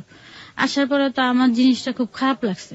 তো বাসায় যখন আসে আমি গেটটা খুলে দেওয়ার পরে ভিতরে আমি তাকে বসতে বলি, কিন্তু আমার কথায় কোনো উত্তর বা কিচ্ছু করলো না, বসলো না বসার কারণে জিনিসটা আমার খুব খারাপ লাগছে। তারপরে আমি টেবিলে ভাত দিয়ে ওকে ডাকছি যে তুমি আফসানা খেতে ওঠো, ও আমার কথা খাইলো না, কিন্তু আমার শাশুড়ি যে বলছে সঙ্গে সঙ্গে ও খায়। তো এই জিনিসটা আমার খুব খারাপ লাগছে। আমি তাকে ইনভাইট করলাম, আমারটা প্রত্যাখ্যান করলাম, আমি খেতে বললাম, বসতে বললাম, কিছুই আমারটা শুনলো না, এটা খুব খারাপ লাগছে। তা দেখা যাচ্ছে প্রথম রোজায় আমি ক্লাস করাচ্ছি, টাইম এরকম 12টার পরে। তাই ক্লাস করার পর হঠাৎ একটা ফোন আসছে আমার মোবাইলে, ফোন আসলে পরে দেখে আমার ননদটা ফোন দিচ্ছে, ওই ননদটা। তা আমাকে বলতেছে যে তুমি বাসায় না কলেজে, ভালো মন্দ কোনো সৌজন্যবোধ নেই, প্রথমে বললো তুমি বাসায় না কলেজে। তা আমি বললাম আমি কলেজে। তা বলতেছে যে বিকালে আম্মার সঙ্গে আইসো, বাসায় আইসো, এটা আমাকে বললো। এটা যখন বললো তখন আমি বললাম যে আমার শরীরটা তো আসলে বেশি ভালো না, আমি বলতে পারি না। পরের দিনে আবার আমার শ্বশুরের যে মৃত্যুবার্ষিকী, ওটার জন্য আয়োজন করতে হবে, এটা চিন্তা ভাবনা করে যাবতীয় কাজ টাজ গুছাচ্ছি। তো আমার হাজবেন্ড আবার ফোন দিয়েছে, আমার ননদ ফোন দেওয়ার পর বলছে তোমাদের ইফতারে দাঁত দিলাম এসো। তো আমার হাজবেন্ড বলছে কি যে তোমাকে কি বলছে, আমি বলছি এটা বলছে আমাকে, তো তুমি কি বলছো, আমি বলছি আমি বলতে পারি না যাবো কি না যাবো। এটা বলার সঙ্গে সঙ্গে কেন যাবো না তুমি, তোমার যেতে হবে আনতেন, তুমি যাবো না কেন। আমি বলছি যে আমি যাবো না, আমার শরীরটা ভালো না। তোমার শরীর ভালো না, তা কাজ করতেছো কেন? তা আমি তো কাজটা তো আমার করতে হবে, আমি ছাড়া কে করবে কাজ। এটা যখন বললাম আমার হাজবেন্ড আমার চেয়ার দিয়ে বাড়ি ছাড়ছে, বসার চেয়ার ছিল ওটা দিয়ে বাড়ি ছাড়ছে। আমার শাশুড়িটা চেয়ারটা ধরে ফেলছে, ওখানে বাড়ি দিতে পারে না, আমার শাশুড়িকে নিয়ে ও করছে ননদের বাসায় চলে গেছে। আর আমি একা বাসায় কান্নাকাটি করে ইফতারি আয়োজন করে বের হয়েছি। তা আমি শুধু কাঁদলাম যে গত রমজান আমার শান্তিতে একটু রোজা থাকতে দিল না, এভাবে সেটা করলো। তো এই জিনিসটা ওর ভিতরে রেখে দিচ্ছে। তারপরে তো স্বাভাবিক আমি কথাবার্তা করে থাকি। এরপরে দেখা যাচ্ছে রাগ করে রাত্রে, রোজার দিন প্রথম রোজা আমি ক্লান্ত হয়ে পরে ঘুমিয়ে পড়ছি। তা দেখি যে 12টার দিকে ঘুম থেকে উঠে দেখি কি আমার শাশুড়ি রুমে যে ঘুমায় আছে। তা আমি তাকে ডেকে বললাম যে তুমি এখানে ঘুমাইছো, পাশের রুমে যে ঘুমাও, আর করো তুমি খাবা না রাত্রে। তা আমার কথা কিচ্ছু বললো না, ভালো মন্দ না বলে ওই রাত্রে চলে গেল।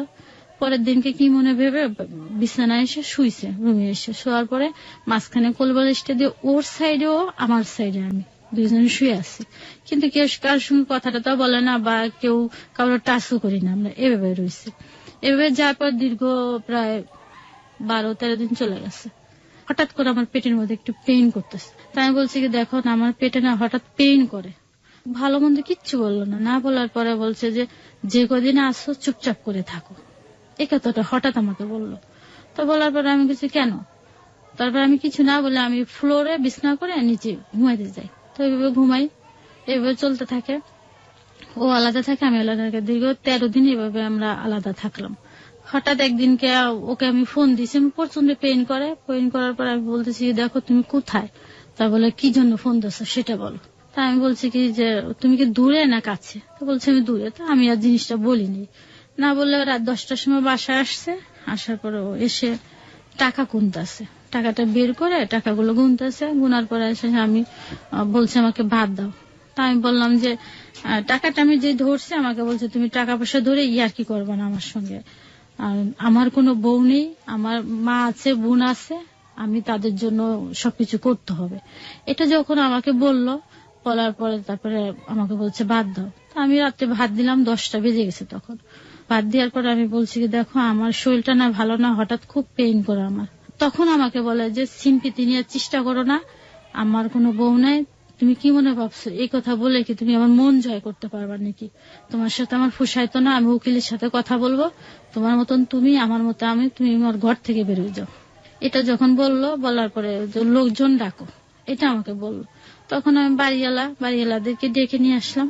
কি হয়েছে জিনিসটা শোনার পরে বলতেছে যে হ্যাঁ ও যেটা বলছে সেটা ঠিক আছে কথাবার্তা, কিন্তু ওকে নিয়ে আমি থাকতাম না, ওর সাথে আমার আর চলতো না। তা এই কথা বাড়িয়ে ওরা বুঝাচ্ছে যে শামীম দেখো, মানুষের সংসারে প্রতিটা সংসারে টুকিটাকি জিনিস হয়, তুমি সেটা ধরে রাখবার এইভাবে করো কেন? তা বলতেছে না আমি ওকে নিয়ে সংসার করতাম না। তা আমি আবার বলছি তোমাকে আমি ছাড়তাম না। যখন আমি এটা বলছি, বলার পরেও আমাকে জাহান্নগরের থেকে বটিটা নিয়ে আসছে। বটিটা নিয়ে এসে আমাকে মানে একটা বকা দিয়ে বলতেছে তোকে আজকে মেরেই ফেলবো। যখন এটা বলছে, আমার বাড়ি এলিয়ে আপা যে বটিটা ধরে ফেলে দিছে। তারপরে পায়ে যে স্যান্ডেল ছিল পরে একটা, ওটা খুলে আমাকে বাড়ি ছাড়ছে। বাড়ি ছাড়ার পরে তারপরে আমি ঘর থেকে বেরোই না, ঘরের মধ্যে লোকটোক অনেক জমা হয়ে গেছে।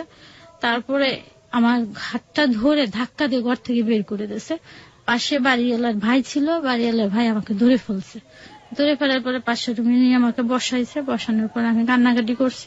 ওই রাত্রে ওদের কাছে ইচ্ছা মতন চিৎকার চেঁচামেচি করে আমার ভাইরে মারছে, আমার বাবাকে মারছে, ওকে নেমে থাকতাম না, অমুক তমুক এসব কথা বলে পরে ওরা আম্মাকে নিয়ে চলে যাওয়ার পর আমি কান্নাকাটি করতেছে। বাড়ি এলে ওরা সবাই বুঝাচ্ছে। পরে আমার ভাইকে ফোন দেওয়া হয়েছে, আমার ভাই বলছে ঠিক আছে কালকে আমি লোক পাঠিয়ে দিচ্ছি, তুমি চলে আসো।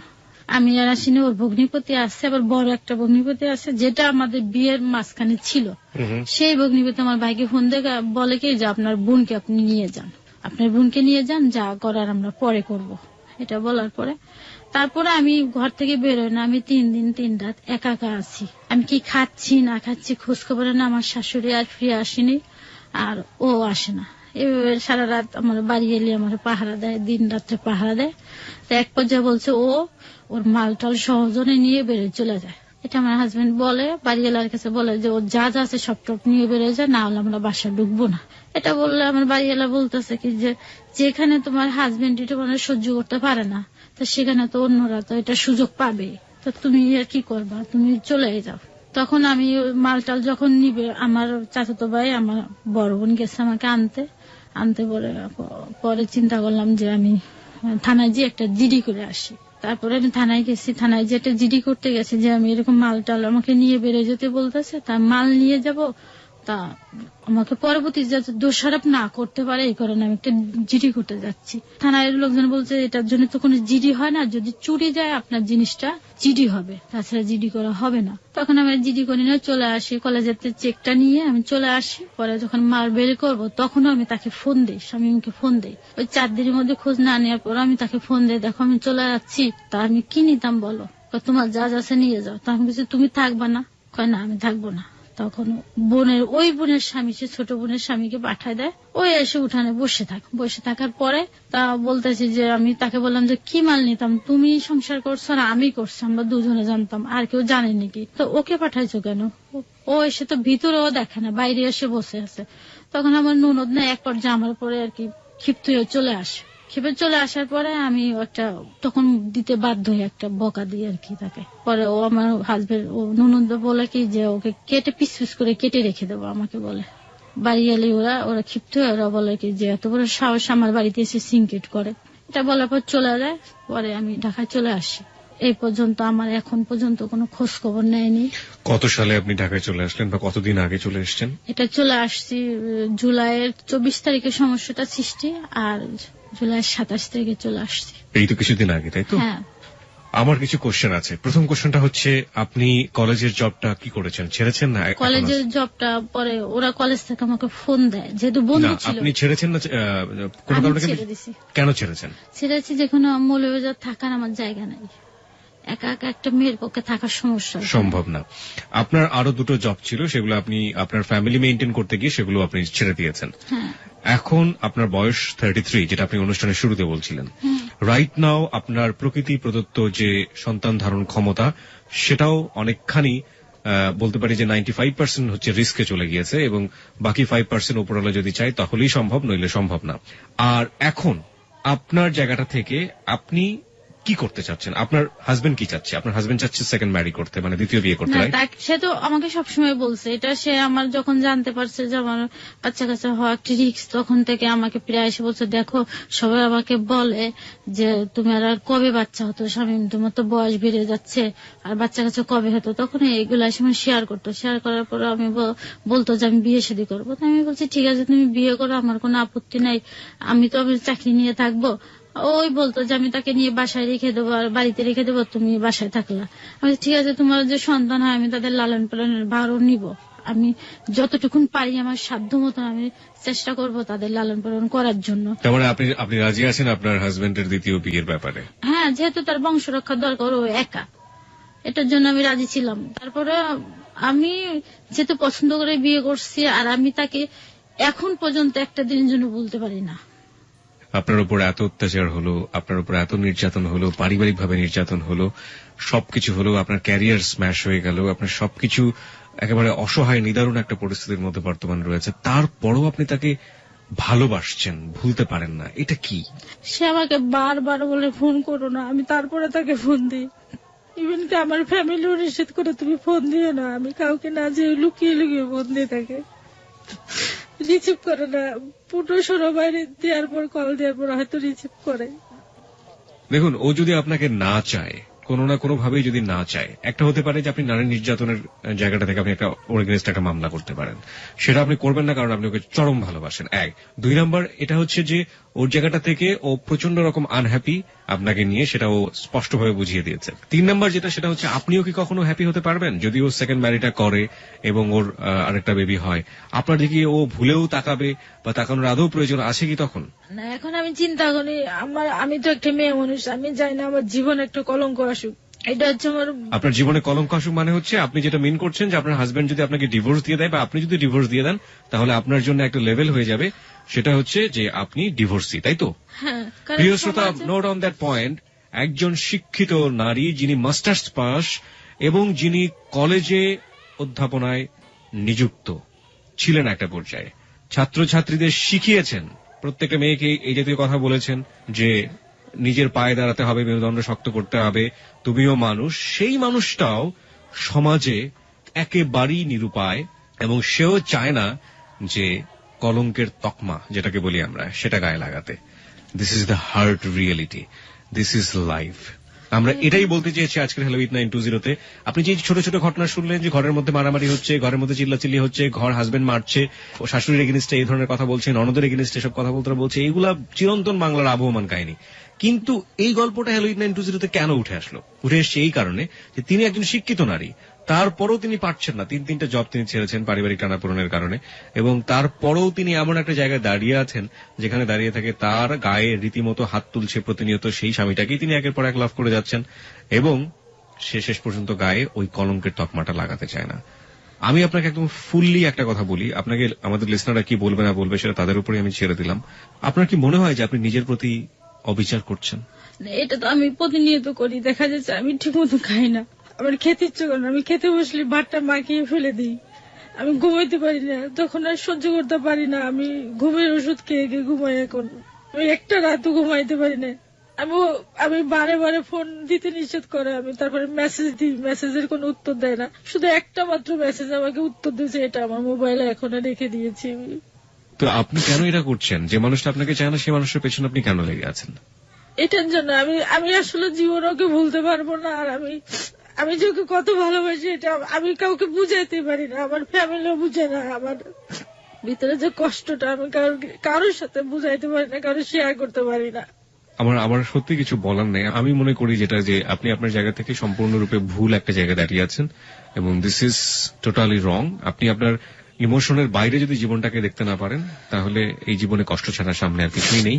আমার কাছে একদম সিম্পলি, আমি আপনার বয়সে অনেক ছোট হব, তারপরেও আমি আমার জায়গা থেকে যতটা বুঝি সেটা হচ্ছে আপনি যে ইমোশন দিয়ে চলছেন সেই ইমোশন আপনাকে সারাটা জীবনে কষ্ট দেবে এবং এটা আপনার লাইফটাকে যতটা ধ্বংস করেছে সামনে আরো ততটা ধ্বংস করবে। এখন আমি তাকে মাঝে মাঝে ফোন দিলে আমার বলে তুমি ফোন দিও না, ফোন দিয়ে আমার। আপনি এই প্রসঙ্গ থেকে বেরিয়ে হন, ফোনের প্রসঙ্গ থেকে বেরিয়ে হওয়া জরুরি। বিকজ দেখুন, সে তো বুঝিয়ে দিয়েছে যে আপনাকে বাড়ি থেকে বের করে দিয়েছে, গায়ে হাত তুলেছে, কি না করে। এখন শেষ পর্যন্ত যেটা কথা হয়েছে, আমি তোকে বলছি যে ঠিক আছে তুমি তো আমাকে ছেড়ে দিবা, তো তুমি আমার সঙ্গে ছেড়ে দেওয়ার আগে একবার দেখা করো। তো তুমি যদি আমাকে ছাড়ো, তাহলে তুমি যদি আমার কাছে মুক্তি চাও, তাহলে তোমাকে আমি নিঃস্বার্থভাবে মুক্তি দেবো। শুধু এটা বলছি যে তুমি আমার সাথে একবার দেখা করো।